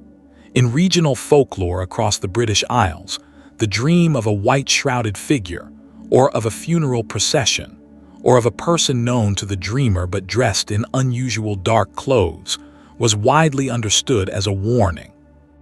The person in the dream would, within some specified period, 3 days was a common folk belief, though the actual interval was flexible in practice, die. These beliefs were held in many rural areas with complete sincerity. They were not metaphorical, they were practical. They informed behavior. A farmer who dreamed of a funeral before a neighbor's name day celebration might quietly mention to the neighbor that it might be best to avoid traveling that day. A mother who dreamed of her child dressed in black might keep the child indoors and watch it more carefully than usual. The degree to which these practices actually corresponded to any real predictive accuracy is something we cannot determine. The survivorship bias problem is obvious. The prophetic dreams that were remembered were the ones that appeared to come true. The ones that did not come true were simply forgotten or reinterpreted. But the persistence of these beliefs across the entire Victorian period, and their presence in the records of every social class and every region of the country, tells you something about the Victorian relationship with the night that no rational framework entirely captures. The dream in the Victorian mind was a real place, a place that could be visited, and that could, under some circumstances, send postcards back. Let us look at one specific recorded dream. It comes from the diary of Mary Gladstone, the daughter of the Prime Minister, who kept one of the most engaging and observant diaries of the Victorian period. In the winter of 1879, Mary records a dream that disturbed her enough to write about it in unusual detail. She dreamed, she says, that she was standing in a room she did not recognize, a large room with high ceilings, dimly lit by a fire at one end. There were other people in the room, but they were indistinct, shadowy, present more as a felt reality than as visible figures. In the center of the room there was a table. On the table was a letter. Mary, in the dream, knew with dream certainty that the letter contained news of something she did not want to know. She could see that the letter was sealed, and she understood that once she broke the seal and read it, something would change that could not be unchanged. She spent the entire dream trying to decide whether to open the letter. She woke before she did. 3 days later, she received a letter in her waking life, a real letter containing news of the serious illness of a family friend. The illness proved fatal. The friend died the following month. Mary does not make a direct connection between the dream and the letter. She simply records both events in the diary, one after the other, and lets the connection sit there, unnamed, in the space between the sentences. This is characteristic of the Victorian approach to these experiences, not the dramatic leap to supernatural interpretation, not the dismissive denial of any significance, just the careful recording, the letting sit, the implicit acknowledgement that something was there, in the space between the ordinary and the extraordinary, that deserved to be noted even if it could not be explained. Victorian dream culture had a specific geography of sleep that is worth mapping. The middle-class Victorian bedroom was understood as a space with distinct properties, not just physically distinct. We have already talked about the ventilation anxiety, the management of air and light, but emotionally and spiritually distinct. The bedroom was a private space in a world where privacy was understood as both a social achievement and a moral necessity. In earlier centuries, the bedroom was often a semi-public space. Visitors were received in bed. Business was conducted there. In the aristocratic culture of the 17th and 18th centuries, the bedchamber was a political space, and the ritual of the lever, the formal reception of visitors while the great man was still in or near his bed, was a significant social event. The Victorians changed this. The Victorian bedroom became firmly, deliberately, almost aggressively private. It was a space for the family alone, for husband and wife, for children, for the most intimate domestic life. The bedroom door in a respectable Victorian household was the boundary between the public self and the private one. And the bedroom at night, with the curtains drawn, the candle extinguished, the house silent around it, was understood to be a space of particular vulnerability. Not dangerous, exactly, but vulnerable in the sense that the protections of daylight and society and the conscious mind were withdrawn. The sleeping self was exposed, in a way the waking self was not. This vulnerability was managed through ritual. The rituals of the Victorian bedtime are among the most detailed and consistent aspects of the period's domestic culture. They varied, of course, by social class and individual circumstance, but certain elements appear across almost all accounts. Prayer was the most consistent. The practice of kneeling by the bed to pray before sleeping was so widespread and so thoroughly documented in Victorian literature, painting, and memoir that it can be taken as essentially universal among the religious portion of the population, which, in the Victorian period, was the vast majority. Children were taught to kneel. Adults maintained the habit throughout their lives. The prayers offered were personal, addressed to God or to Christ, and typically covered a standard range of petitions and thanksgivings, but also frequently included specific requests for protection through the night and for the souls of the dead. The prayer before sleep was not merely a habitual religious observance. It was a specific psychological act. It was the placing of oneself, deliberately and consciously, under a protective authority before entering the vulnerable state of unconsciousness. It was the final act of the waking mind before the relinquishing of control. After prayer came the management of the light. The extinguishing of the candle was a significant moment. In many Victorian accounts, it is described with a specificity that suggests the particular psychological weight it carried. The room, once the candle was out, was genuinely dark, not the comfortable urban darkness of a room with streetlights seeping through the curtains, but a darkness that was absolute and unrelieved. Some people found this darkness a comfort, a signal to the body that it was time to sleep. Others found it genuinely threatening and managed it through various strategies. The nightlight, a small, very slow-burning candle in a pierced metal holder, was used in children's rooms and sometimes in adults' rooms as a compromise between the protection of some light and the practical necessity of conserving candles.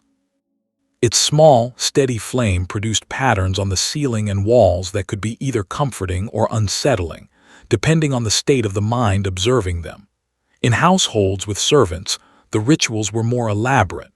The fire had to be attended to, banked down for the night, but not entirely extinguished, so that the room would retain some warmth through the hours of darkness. This was a task with its own procedures and its own timing. The bringing of the bed warmer, a long-handled pan filled with hot coals, passed between the sheets to warm them before the sleeper got in, was a nightly ritual in colder months that had a sensory warmth both literal and metaphorical. The cold sheets of a Victorian bedroom in November were a real experience, and the hot coals of the bed warmer, briefly transforming them into something welcoming, were a small daily luxury with a disproportionate emotional significance. The dreams that Victorians had in these carefully prepared, ritually contained spaces were not, on the whole, gentle. The Victorian dream tradition is, when you look at the dream diaries and the medical accounts and the literary representations of it, a notably turbulent one. Not uniformly, not every night for every person. But the dark, the cold, the bodily exhaustion, the proximity to death, the suppressed anxieties of lives that were difficult in ways that polite discourse rarely acknowledged, all of this found its way into sleep. There are medical accounts of the Victorian period that describe what we would now call post-traumatic stress, the recurring nightmares of soldiers returning from imperial wars, the repetitive, terrible dreams of people who had witnessed industrial accidents, the night terrors of children who had been exposed to the deaths of siblings or parents at ages too young to process what they had seen. The vocabulary for these experiences was different. Nervous exhaustion, a shock to the system, a weakness of the nerves, but the experiences themselves were recognizable, and the Victorian medical establishment, to its credit, took them seriously even when it could not adequately treat them. Certain common dream experiences appeared repeatedly across different accounts and were recognized as shared by most people, regardless of social position. The falling dream, the pursuit dream, something behind you in the dark, something you cannot see clearly, gaining ground. The dream of returning to a childhood home that is somehow wrong, the rooms in the wrong order, the faces of the people there subtly incorrect, the light falling in a way it never actually did. The dream of being unable to speak or being unable to make yourself understood, a particularly Victorian anxiety, given the enormous cultural weight placed on eloquence and articulacy. And the dream of the dead, always the dream of the dead. Coming back not quite as they were, standing in the doorway looking at you with an expression you cannot read, saying something that gets lost at the moment of waking, leaving you with the feeling of having been given a message that you could not quite receive. Thomas Hardy, who is perhaps the most acute analyst of grief in Victorian literature, returned again and again in his later poetry, written after the death of his first wife Emma in 1912, to the specific phenomenology of dreaming the dead. His Emma poems are among the most moving poems in the English language, and they are full of the dream encounter, going back to places they knew together and finding her there, almost within reach, and then the waking and the absence.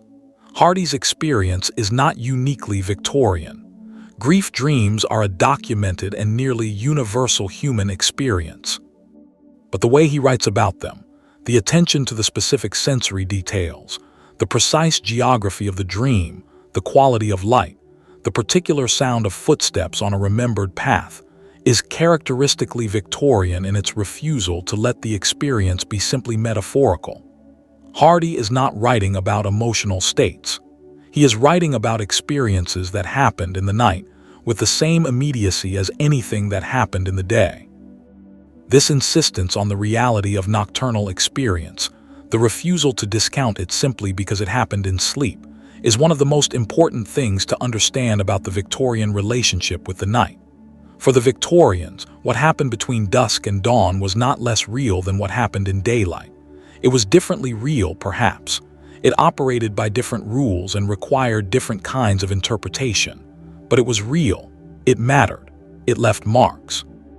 Meanwhile, in another quiet corner of history, while the middle-class Victorian was managing their bedroom rituals and recording their dreams, something very different was happening at the other end of the social scale. And that story is, in many ways, the most interesting of all. The working knight, THOSC, who never slept. Not everyone in Victorian England could afford to treat the night as a space for rest, or for the elaborate rituals of spiritual and physical self-management that the middle class constructed around it. For a very large portion of the Victorian population, the night was not a retreat. It was a workplace. Victorian cities never entirely stopped. The factories that ran through the night, the glassworks, the steel mills, the pottery kilns that required constant heat, employed shift workers who moved through the dark hours with as much purpose and as little ceremony as their daytime counterparts. The railways, which by the 1850s were threading the country together into something like a single connected organism, required workers around the clock, signal men in their boxes at every junction and station, watching the telegraph and the lamps, responsible for the safety of everyone moving through the dark. The bakers began their work at midnight or earlier, so that bread would be ready for the morning markets. The fishwives in coastal cities were up before any hint of dawn, working by lantern light at the fish quays, gutting and packing the night's catch. The servants in large houses, who are sometimes imagined as sleeping peacefully in their attic rooms once the family retired, often had early rising duties, fires to be set and lit before the household woke. That meant their sleep was shorter and less protected than anyone else's in the building. The night watchman, a figure of the earlier part of the Victorian period, gradually replaced by the organized police force that Robert Peel's 1829 Metropolitan Police Act had created, walked through the dark streets calling the hours, listening for disturbance, carrying his lamp through neighborhoods that became, in the absence of gas lighting, quite genuinely dangerous. The gas lamplighter was one of the most characteristic figures of the Victorian urban night.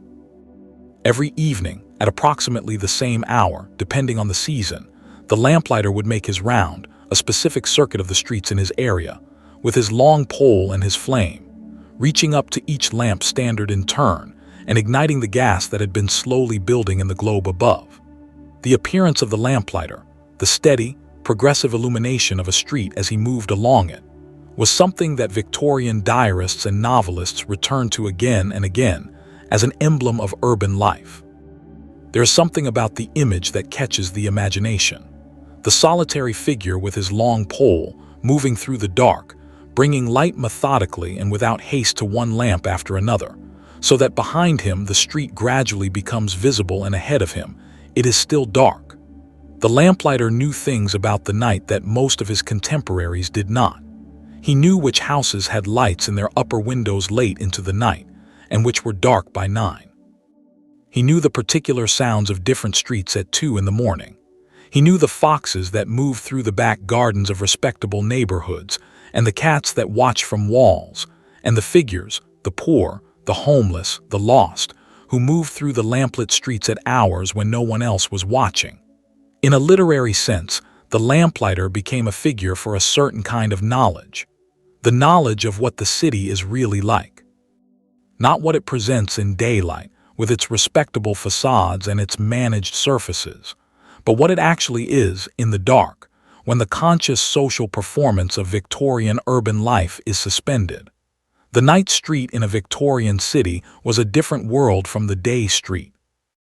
This has been well documented by historians of Victorian crime and poverty, writers like Henry Mayhew, whose London Labour and the London Poor is one of the most extraordinary social documents of the period, spent considerable time in the Victorian night, recording what he found there. What he found was not primarily dangerous. It was, more than anything, busy, full of people doing things that the daylight economy had no room for. The costermongers who sold produce in the daytime often bought their stock at night, at the wholesale markets that operated in the early morning hours.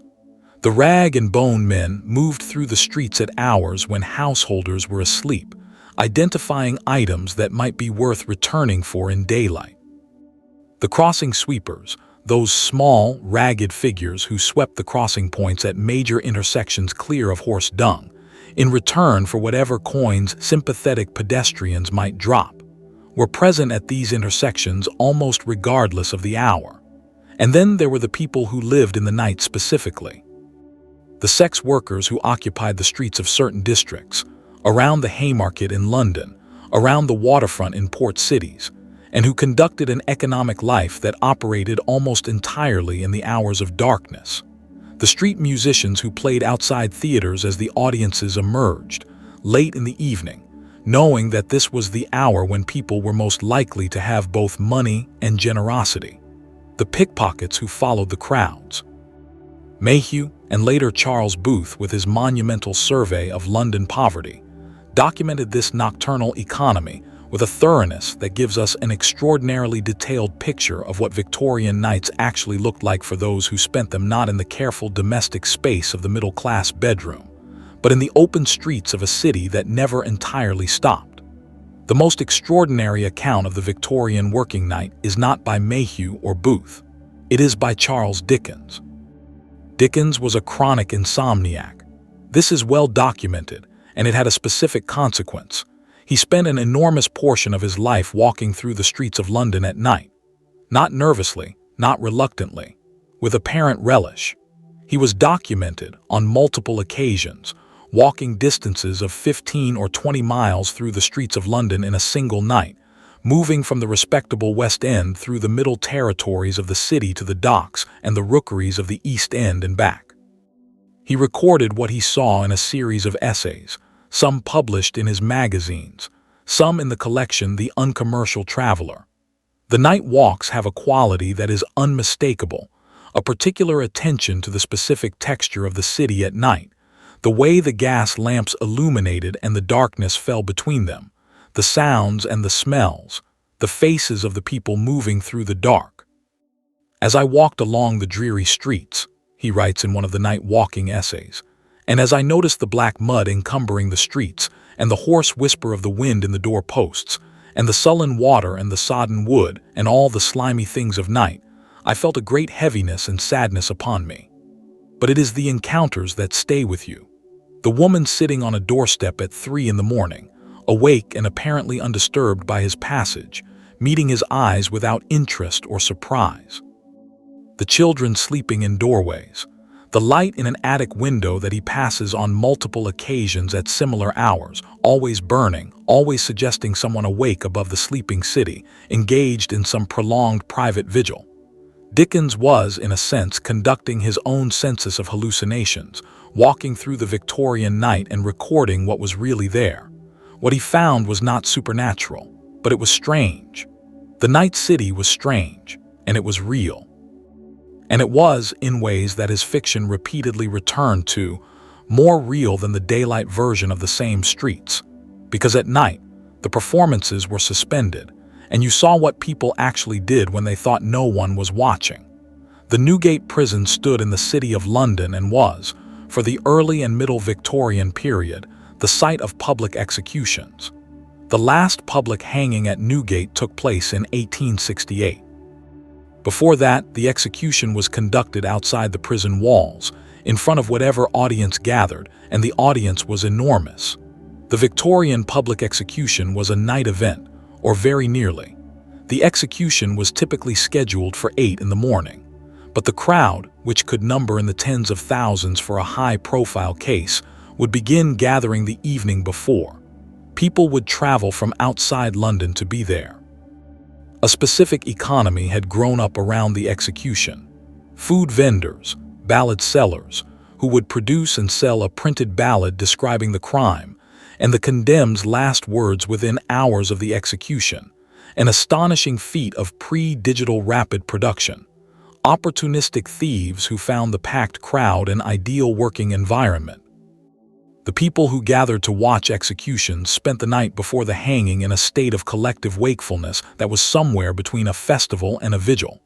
They ate, drank, sang. They told stories about the condemned.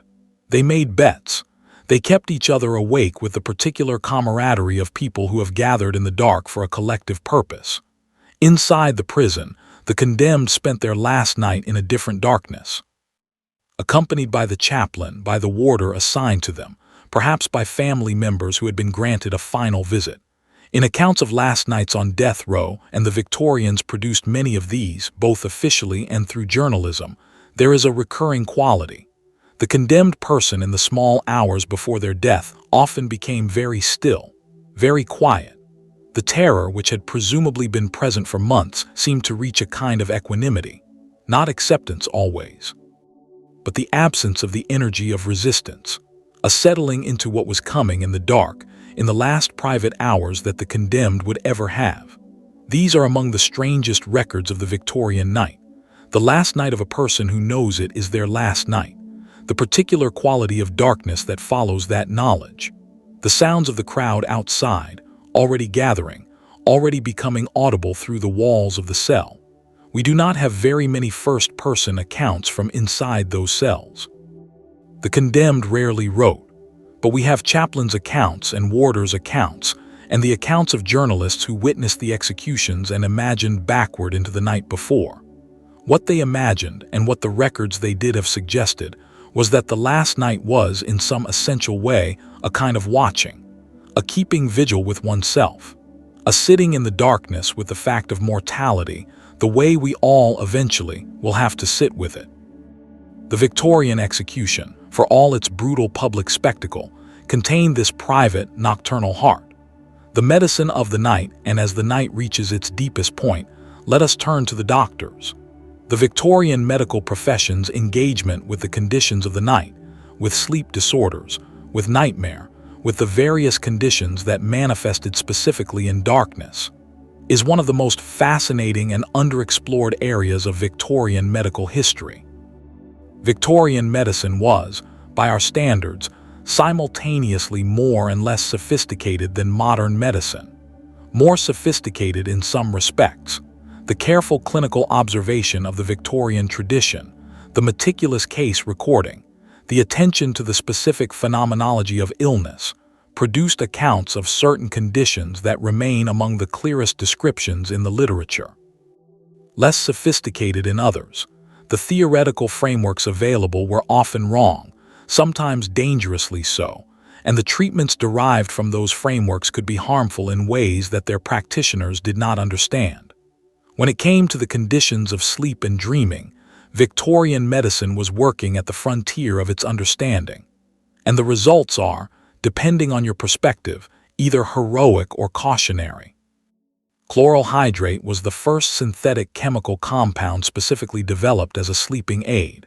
It was first used medically in 1869, when the German physician Oskar Liebreich demonstrated its hypnotic properties. Within months, it was in use across Europe and America. Within a few years, it was one of the most widely prescribed medications in the Victorian pharmacopoeia. Chloral hydrate worked. This is the important thing to understand about it. It produced sleep. Reliable, rapid sleep. In an era before effective anesthesia was widely available, it was also used as a sedative for surgical procedures, and it was better than the alternatives, which included simply restraining the patient and proceeding, or using laudanum tincture of opium, which was effective but produced very different problems. The problems with chloral hydrate were not immediately apparent. They emerged over years of clinical use. The drug was addictive. Tolerance built rapidly, requiring increasing doses to produce the same effect. Overdose was dangerous and, in sufficient quantity, fatal. The Victorian physician who prescribed chloral hydrate for a patient with chronic insomnia was offering something that genuinely helped. The Victorian patient who took it was finding genuine relief from a genuinely miserable condition. Neither of them yet understood the road they were starting down. Several prominent Victorians became chloral hydrate addicts. Dante Gabriel Rossetti, the pre-Raphaelite painter and poet whose chronic insomnia was exacerbated by grief and guilt following the death of his wife, took chloral hydrate in quantities that eventually contributed significantly to his physical and mental decline. Wilkie Collins, the novelist who wrote The Moonstone and The Woman in White, took large quantities of laudanum for pain. He suffered from gout and other conditions, and supplemented it with chloral hydrate. He wrote the entirety of The Moonstone, one of the finest detective novels in the English language, while in a state of opiate-induced haze that he later claimed meant he could not remember writing large portions of it. The Victorian night, for its most troubled sleepers, was managed with chemistry. And the chemistry was imperfect, but it was the best available, and the suffering it addressed was real. Sleep was also managed through a collection of folk remedies and domestic practices that ran alongside and often in place of professional medical advice. Warm milk was among the oldest and most persistent. The Victorians believed, not incorrectly as it turns out, since milk contains tryptophan, a precursor to serotonin and melatonin, that a glass of warm milk before sleep promoted rest. It was the middle-class version of this belief that has survived most clearly, but the practice appears across all social classes in Victorian domestic accounts. Hops, which are the flowers of the hop plant used in brewing beer, were stuffed into pillows. This was a practice with genuine pharmaceutical rationale. Hops contain compounds with mild sedative properties, and one that had been used since at least the Tudor period. Queen Victoria's physician reportedly prescribed a hop pillow for her in 1869. Whether it worked is not recorded. Lavender, in sachets or in oil, was placed near the bed or on the pillow. Its properties are still debated, but its persistent presence in the sleeping spaces of virtually every era of recorded Western history suggests that people found it helpful, which is its own kind of evidence. Valerian root, which smells strongly and unpleasantly of old socks but which has genuine mild sedative properties, was drunk as a tea or taken in preparations. The name is sometimes thought to derive from the Latin valor, to be strong or to be healthy, and it had been in use as a sleep remedy since ancient times. It appears in Victorian herbals and domestic medicine books with the frequency of a well-established tradition. And then there was the practice of reading. The Victorian habit of reading oneself to sleep is documented so consistently across so many different accounts and social classes that it deserves a moment of attention. The before-sleep reading of the Victorians was not typically the kind of reading we now do in bed. The quick scroll through a screen, the chapter of a novel, the catching up with news. It was, particularly in religious households, a more deliberate practice. Evening Bible reading, family prayers read aloud, a chapter of improving literature, the works of Samuel Smiles, whose Self-Help, published in 1859, sold 250,000 copies in its first 2 years, were popular bedside companions for the aspirational Victorian reader. But alongside the improving literature, the Victorians also read in bed things that they perhaps should not have been reading at all. Ghost stories.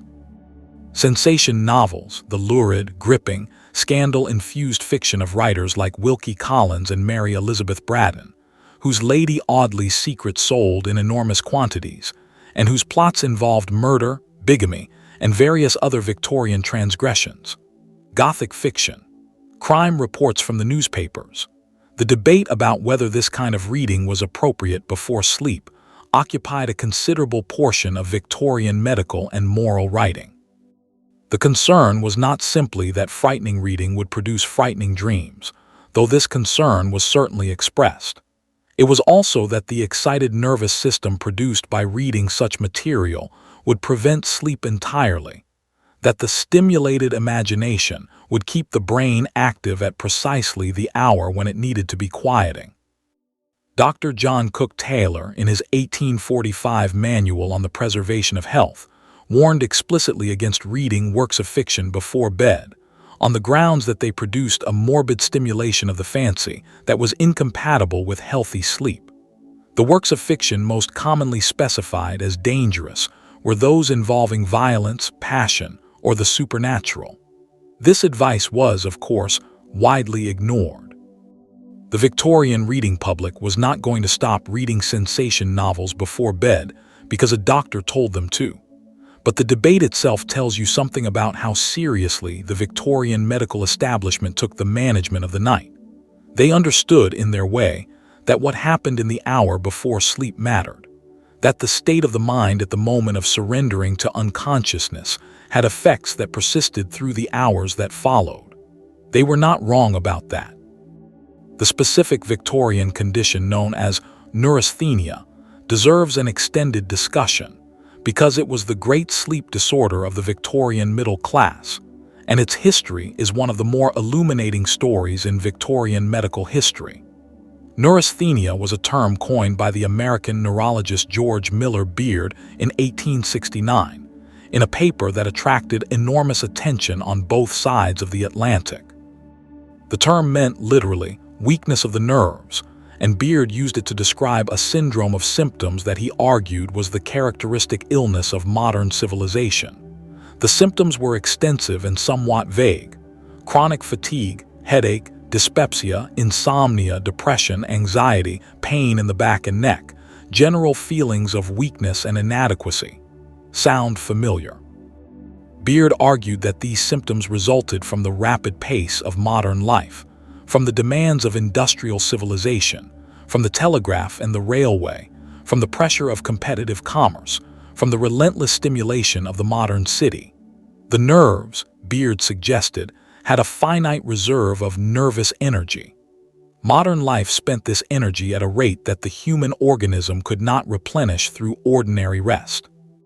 The result was the depletion of the nervous system, an exhaustion not just of the body, but of something more fundamental, more essential, that he imagined in quasi-electrical terms as a kind of vital current. Neurasthenia was rapidly taken up by the British medical establishment and adapted to specifically Victorian concerns. It became the fashionable diagnosis of the second half of the century. It was, perhaps significantly, diagnosed far more frequently in women than in men, though men were certainly also diagnosed, and the treatments prescribed for it reveal a great deal about Victorian assumptions regarding gender, class, and the proper organization of life. For men, the treatment for neurasthenia typically involved rest, fresh air, and removal from the sources of nervous stimulation, a holiday in the countryside, a sea voyage. The famous rest cure of the American physician Silas Weir Mitchell, which involved complete bed rest, social isolation, and a regime of massage and overfeeding, was primarily prescribed for women. The rest cure has become notorious in feminist literary history partly through the experience of the writer Charlotte Perkins Gilman, who underwent it and wrote about it in her devastating short story, The Yellow Wallpaper, published in 1892. Story, told from the perspective of a woman confined to a room in a country house for the cure, is one of the most powerful documents of the Victorian relationship between gender, mental illness, and the night. The narrator, forced into inactivity and isolation, becomes increasingly obsessed with the pattern on the room's wallpaper, a pattern that at night seems to move, seems to contain a figure, seems to represent something she cannot quite name. The story is a masterpiece of controlled horror. But it is also a medical document of sorts. It describes with clinical precision the effects of specific medical practices on a specific patient. The practices are real, the effects are real, and the night, the long, unsupervised nights in the room with the moving wallpaper, is where the most significant psychological developments occur. Alongside the official medicine of the Victorian period, there existed a vast parallel world of unofficial medical practice that the night was particularly associated with. The herbalist, the folk healer, the wise woman of rural tradition, these figures operated throughout the Victorian period alongside and in competition with the official medical establishment, and their relationship to the night was specifically and intentionally cultivated. The collection of certain medicinal plants was understood, in folk tradition, to require timing. Some plants were held to have their greatest potency when gathered at specific times of night, at midnight, specifically, or just before dawn. The specific practices varied by region, but the underlying belief was consistent. The night hours possessed properties that the daylight hours lacked, and the healer who worked with those properties rather than against them was more effective than one who did not. This was not simply superstition. Some of it had practical rationale. The volatile compounds in certain medicinal plants are more concentrated at night, when the plant is not engaged in the photosynthetic processes that alter its chemistry during daylight. Gathering plants in the cool of the night or early morning, when the dew is still on them, could in some cases produce a better quality medicinal preparation. But the folk belief also contained something beyond practical observation. The night itself was understood to be a period of different rules, different possibilities. The healer who operated in darkness was operating in a space where the ordinary boundaries were softer, where things that daylight made impossible became possible. This belief, that the night was a space of different rules, runs through all of the phenomena we have been exploring tonight. The ghost, the séance, the prophetic dream, the folk healer gathering plants at midnight. All of them are expressions of the same underlying sense. The night is not simply the absence of day. It is its own thing with its own properties, its own dangers, and its own extraordinary possibilities. The long, slow close, the nature of Victorian rest, and as the night begins its long, gradual turn toward morning, though morning is still a long way off, still nothing but a rumor at the edge of the world, let us spend some time with what rest actually meant to the Victorians, what it felt like, what it was understood to accomplish. Rest was not, for the Victorians, simply the cessation of activity. It was a specific state, with specific properties and specific purposes. The religious understanding of rest in the Victorian period had a depth that is sometimes difficult for secular modern readers to fully appreciate. The Sabbath, the specific religious designation of Sunday as a day of rest, was for many Victorians not simply a day off or a social convention, but a genuine theological reality. God had rested on the seventh day of creation. The rest of human beings in the same pattern was not merely physically restorative but spiritually significant. To rest was to participate, in some small way, in the divine order of creation. The Sabbatarian tradition, the insistence on strict observance of Sunday as a day of absolute rest, was powerful and contested throughout the Victorian period. The debate about Sunday trading, Sunday trains, Sunday recreation, occupied a significant portion of Victorian public life. But even those who argued against the most extreme Sabbatarian positions generally agreed that rest, as a principle, mattered. That the human organism required not just sleep but genuine cessation, periods of withdrawal from the demands of the productive world, in order to function well. This understanding of rest as genuinely restorative, not as laziness, not as weakness, but as a necessary maintenance of human capacity, coexisted in Victorian culture with a powerful and contradictory ethic of work. The Victorian work ethic is famous, probably somewhat overstated in popular accounts, but real. The idea that work was morally virtuous, that idleness was morally dangerous, that the person who was not productive was somehow failing in their obligation to God and society. This idea was in constant tension with the religious understanding of rest. The result of that tension, in Victorian individuals, was often a kind of anguished overwork followed by complete collapse. The pattern is so common in Victorian biography that it can almost be read as a cultural formula. The driven Victorian, the politician, the writer, the businessman, the minister, works himself or herself, and there were women who worked themselves in this way as thoroughly as any man into a state of physical and nervous exhaustion. Then they collapse. Then they are ordered to rest. Then they feel guilty about resting. Then they go back to work before they are fully recovered, and the cycle continues. The Victorian night in this light was the only time when the social permission to be unproductive was fully given, not willingly given in many cases, not without anxiety, but given by the simple necessity of darkness and physical need in a way that daylight never allowed. And so the Victorian night was asked to carry an enormous amount. Not just sleep, not just dreams, not just rest, but the entire burden of the unsaid and the undone and the unexperienced that the Victorian day, with its ethic of productivity and its social performances and its carefully managed surfaces, could not contain. The Victorians had a particular relationship with silence that is worth understanding. Silence was rare.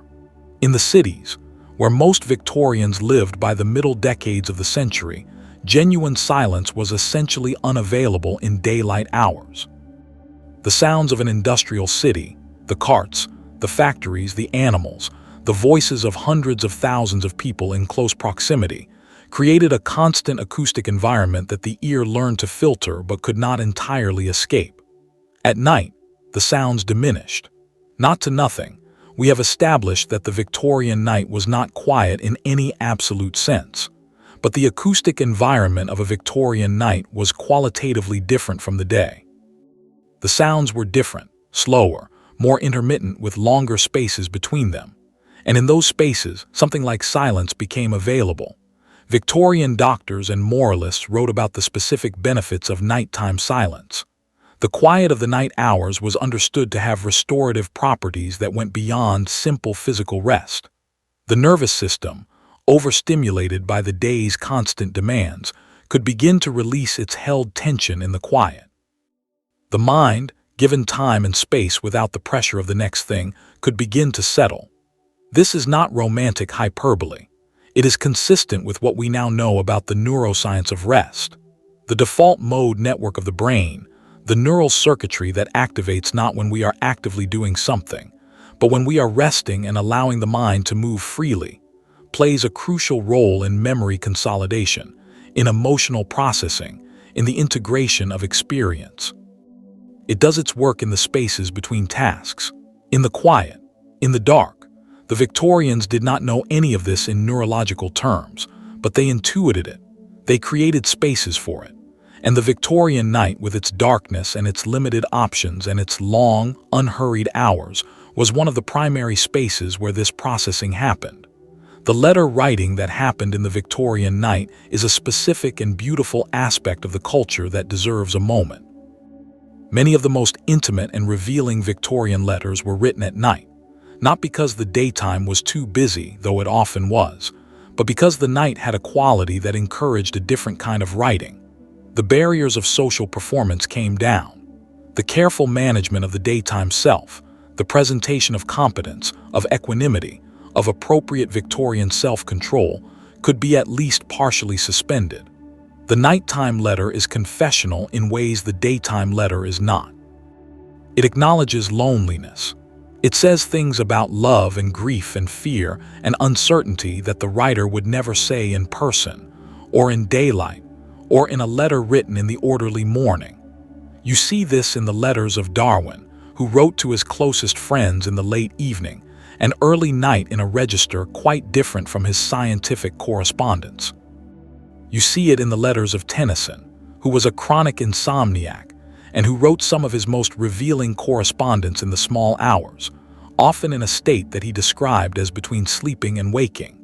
You see it in the letters of George Eliot, whose nighttime correspondence with her partner George Henry Lewes and with her publisher John Blackwood has a warmth and a directness that her more formal daytime writing rarely approaches.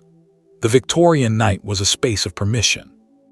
Not absolute permission, the moral frameworks of the era traveled into the dark with their owners, but a relative permission, a conditional suspension of the rules, a space where the self that could not be expressed in daylight might, very carefully and very quietly, find some room to breathe.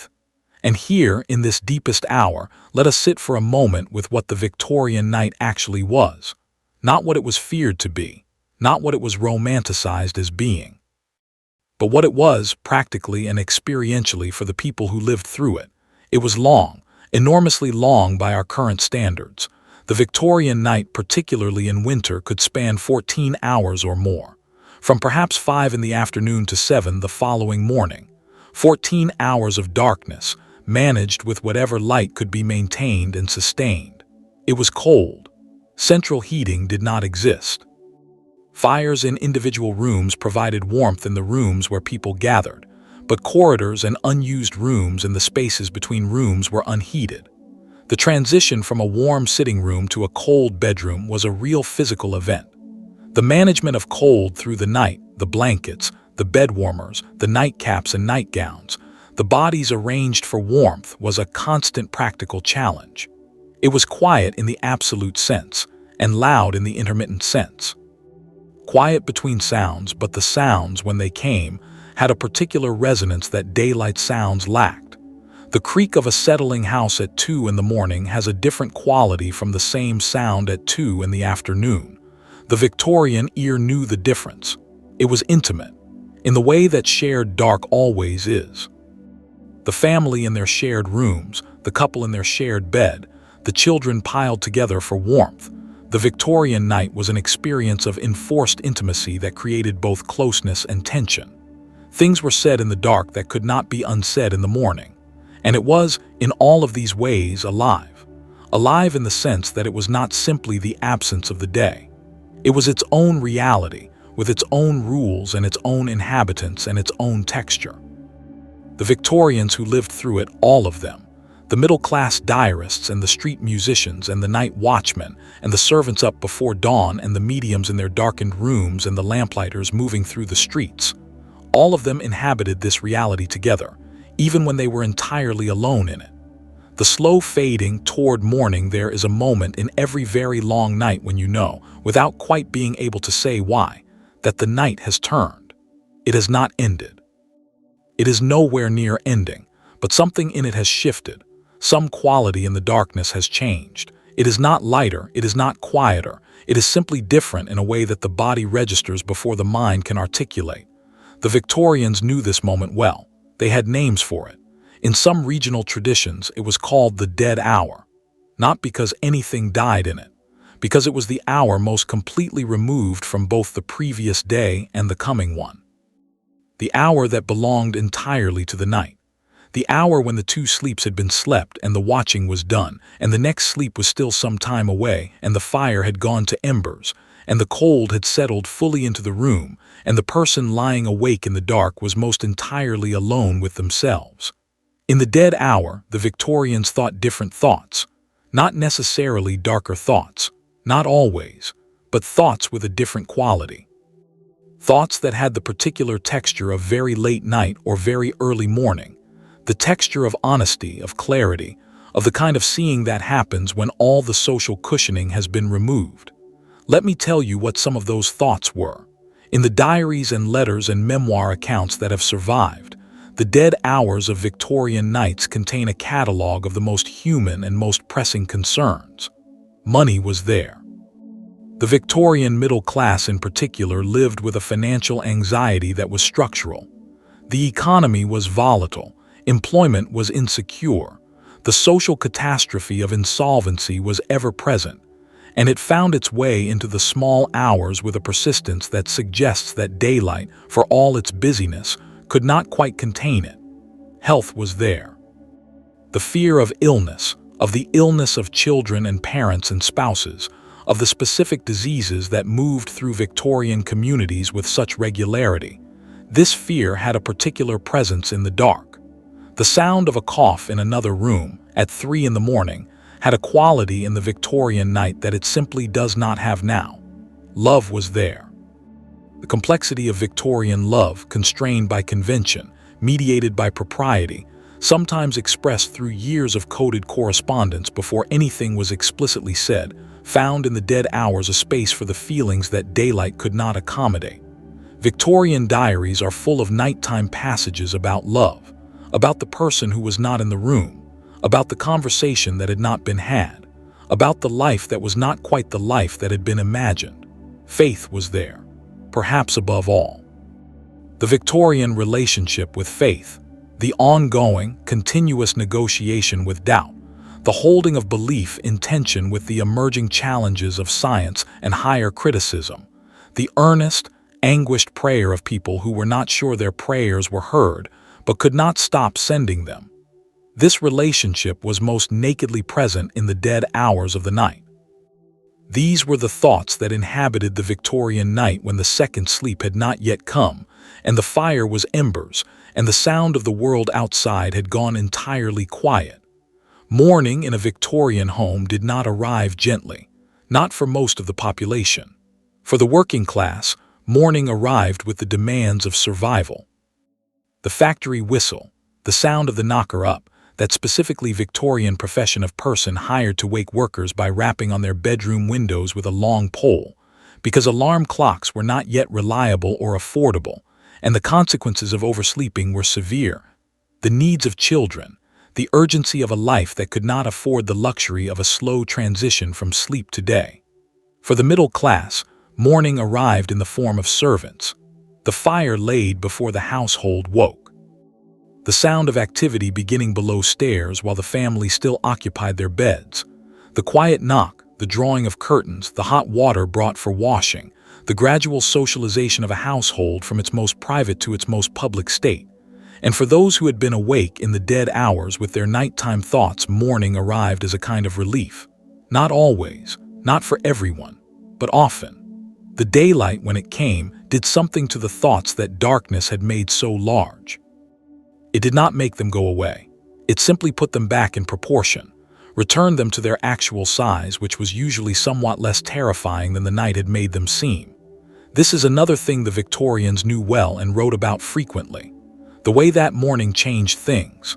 The way that the worry that had seemed at 3 in the morning to be an existential catastrophe would, in the clear light of 8 o'clock, turn out to be merely a practical problem. Not gone, not resolved, but manageable again. Morning was the restoration of manageability. Night was the exposure of its absence. And the Victorians knew, from long experience, that this was simply the rhythm of things. That you went into the night knowing it would do what it did, and you came out of it knowing that the day would restore what the night had taken. The movement between them was not a crisis. It was just the shape of human life in that particular time and place.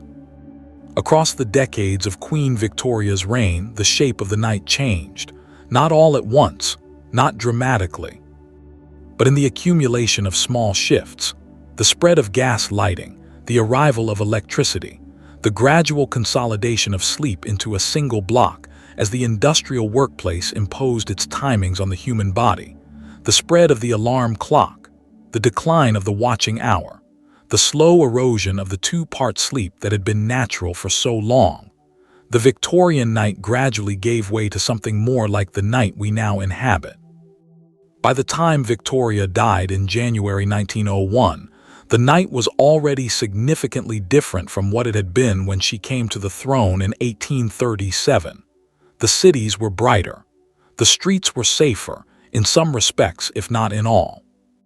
The machinery of public health that had grown up through the century, the improvements in water supply and sanitation that followed the great cholera epidemics, the gradual reduction in some of the worst industrial practices, had begun to reduce some of the specific anxieties that had colored the Victorian night. But the change was incomplete. And the things that had made the Victorian night strange, the intimacy with death, the two-part sleep, the watching hours, the proximity to genuine darkness, the rich imaginative life that darkness encouraged. These things were not simply abolished by the arrival of electricity. They persisted, in various forms, for much longer than the convenient historical boundary of 1901 suggests. The last generation to sleep in genuine darkness, to know the watching hours, to hear the lamplighter in the street below and smell the particular smell of tallow candles and coal fires, and know that these were the lights of the world, that generation lived into the 20th century. Some of them lived quite far into it. Their children grew up hearing about what nights had been like before. What do we lose when we lose the night? This is not a nostalgic question. I'm not suggesting that we should return to sleeping in divided blocks, or that tallow candles produce superior psychological health, or that the Victorian experience of grief and darkness and mortality was preferable to the experience of modern medicine and electric light, and the relative management of death that modern societies have achieved. But what we lose when we lose genuine darkness is real. we lose the particular quality of thought that darkness produces. The dead hours, the watching, the long, slow processing of the day's experience in the absence of stimulation, the conversations that happen in the dark, in the intimacy of shared night, that would not happen in any other conditions. We lose the particular vividness of the dream. There is accumulating evidence that the consolidated, electrically managed sleep of the modern night produces different dream states than the divided, darkness-organized sleep of the pre-industrial period. Not better or worse, necessarily, but different. The watching hours that preceded the second sleep of the Victorians may have been a period of particular psychological fertility, a time when the mind was primed, by partial wakefulness, for the more intense and vivid dreaming that typically accompanies later sleep phases. We lose the humility that genuine darkness produces. The Victorian who walked out of their front door at night and looked up at a sky in which the Milky Way was visible was confronted, on a regular basis, with a scale of universe that made individual concerns seem appropriately proportionate. The stars were a nightly reminder of the size of the world. We have traded that for something smaller and brighter, and the trade is not entirely without cost. And we lose the specific intimacy of the night, the sharing of darkness, the enforced closeness. The conversations in the dead hours that, for all their difficulty, for all the anxieties they surfaced, were also among the most honest conversations that people had with themselves and with each other. The Victorians looked at their night and found it full of ghosts and dreams and the distant voices of the dead, full of medical anxieties and domestic rituals, full of lamplighters moving through the dark and mediums in their curtained rooms and the knock of the night watchman and the distant sound of a factory never sleeping, full of thoughts that could not be thought in daylight and letters that could not be written until the house was still. They found it frightening sometimes. They found it comforting other times. They found it endlessly, perpetually interesting. They wrote about it obsessively. They told stories about it. They built entire systems of belief and practice around it. They took the night seriously, in other words. And perhaps that is the simplest and most useful thing we can take from all of this. The night deserves to be taken seriously, not because ghosts are real or because the dead actually walk or because the prophecies in dreams actually come true, though the Victorians would have had things to say about all three of those possibilities, but because the night is real.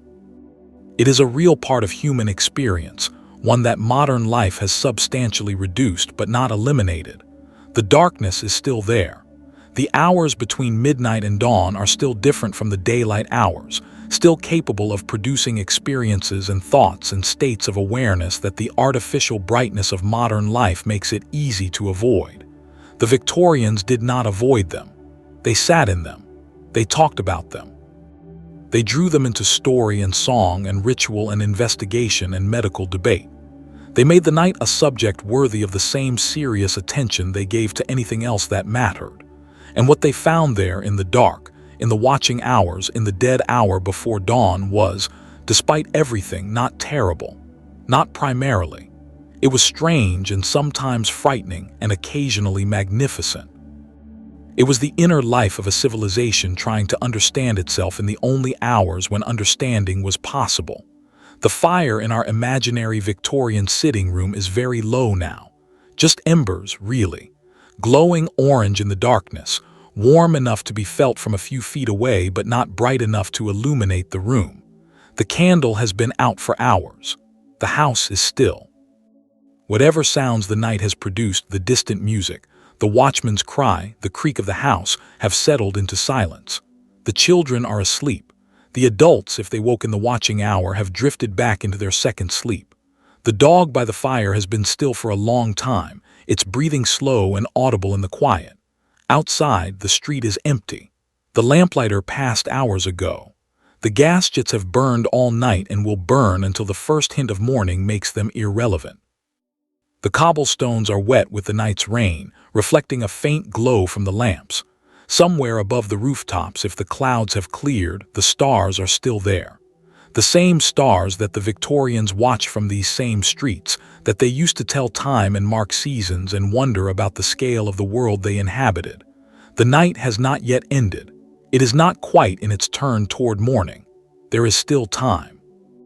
There is still the particular, unhurried quality of the deep night, the quality that the Victorians knew and that we have largely forgotten, the quality of a darkness that is not empty but full, not silent but resonant, not an absence but a presence with its own character, its own slow rhythm, its own way of being real.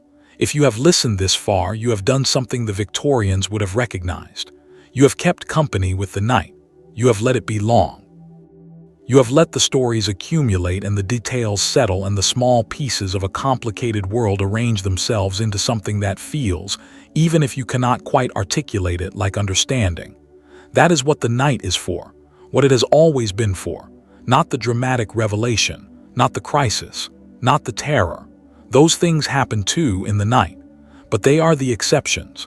Mostly the night is simply this: the long, slow, accumulative work of a mind that is quieter than it is during the day, and therefore capable of noticing things the day is too loud to hear. The Victorians knew this. They lived in it. They built an entire culture, flawed and fascinating and sometimes breathtaking in its strangeness, out of their relationship with it. And that culture, like all things that were once alive, is not entirely gone. It persists. In the ghost stories we still tell, in the dream diaries that some people still keep, in the séances that still happen in parlors and community halls, in the particular quality of a house at 2 in the morning, when the ordinary sounds have stopped and you are the only one awake and the darkness is not quite empty. In that moment, in your particular version of that moment, wherever you are reading or listening to this, you are not very far from the Victorian night at all. You are simply its later incarnation. A consciousness in the dark, keeping the hours, listening to the stories, letting the fire burn down. Let the night have what remains of it. Let the thoughts that the night has produced settle where they settle. Some of them will be there in the morning. Some will be gone by the time the light comes. That is how it works. The night keeps some things and releases others, and the sorting is not always predictable, but it is usually, in retrospect, about right. The Victorians who kept their diaries and wrote their letters and sat in their séance circles and walked through their dark streets and dreamed their vivid, death-haunted, surprisingly funny, deeply human dreams, they are gone. Their particular darkness is gone. The gas lamps and the tallow candles and the bed warmers and the hot pillows and the 4-poster beds with their heavy curtains gone. But the night remains. And the things that happen in the night, the particular quality of the mind in darkness, the intimacy of the dark hours, the dreams, the half-waking states, the sense of presence in an empty room, the thoughts too large for daylight, these things remain too. They are with you now if you are still with them. And I hope that something of what we have talked about tonight, this long, slow journey through a darkness that was stranger and richer than the history books usually suggest, will stay with you a little. Not as information necessarily, not as a set of facts to be retrieved, but as a texture, a quality, the particular feeling of having spent several hours in the company of the Victorian night, in all its strangeness and all its ordinariness and all its deeply human, deeply familiar darkness.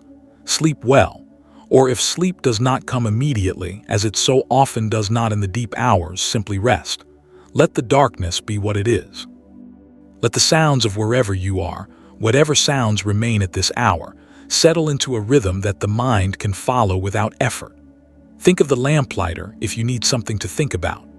Moving through his street in the long-ago dark with his long pole and his small flame, lighting one lamp after another, moving always forward, always into the dark ahead of him, leaving light in his wake. Think of the family in the Bristol sitting room, the fire burning down, the children in the shared bed, the father's newspaper folded on the arm of his chair, the mother's needle set aside. Think of the watching hour and the particular quality of the thoughts that only come there. Think of the stars above the Victorian rooftops and the dreams of the people underneath them, and the long continuity of nights that connects their darkness to yours. And let the night do what the Victorians knew it would do. Let it work.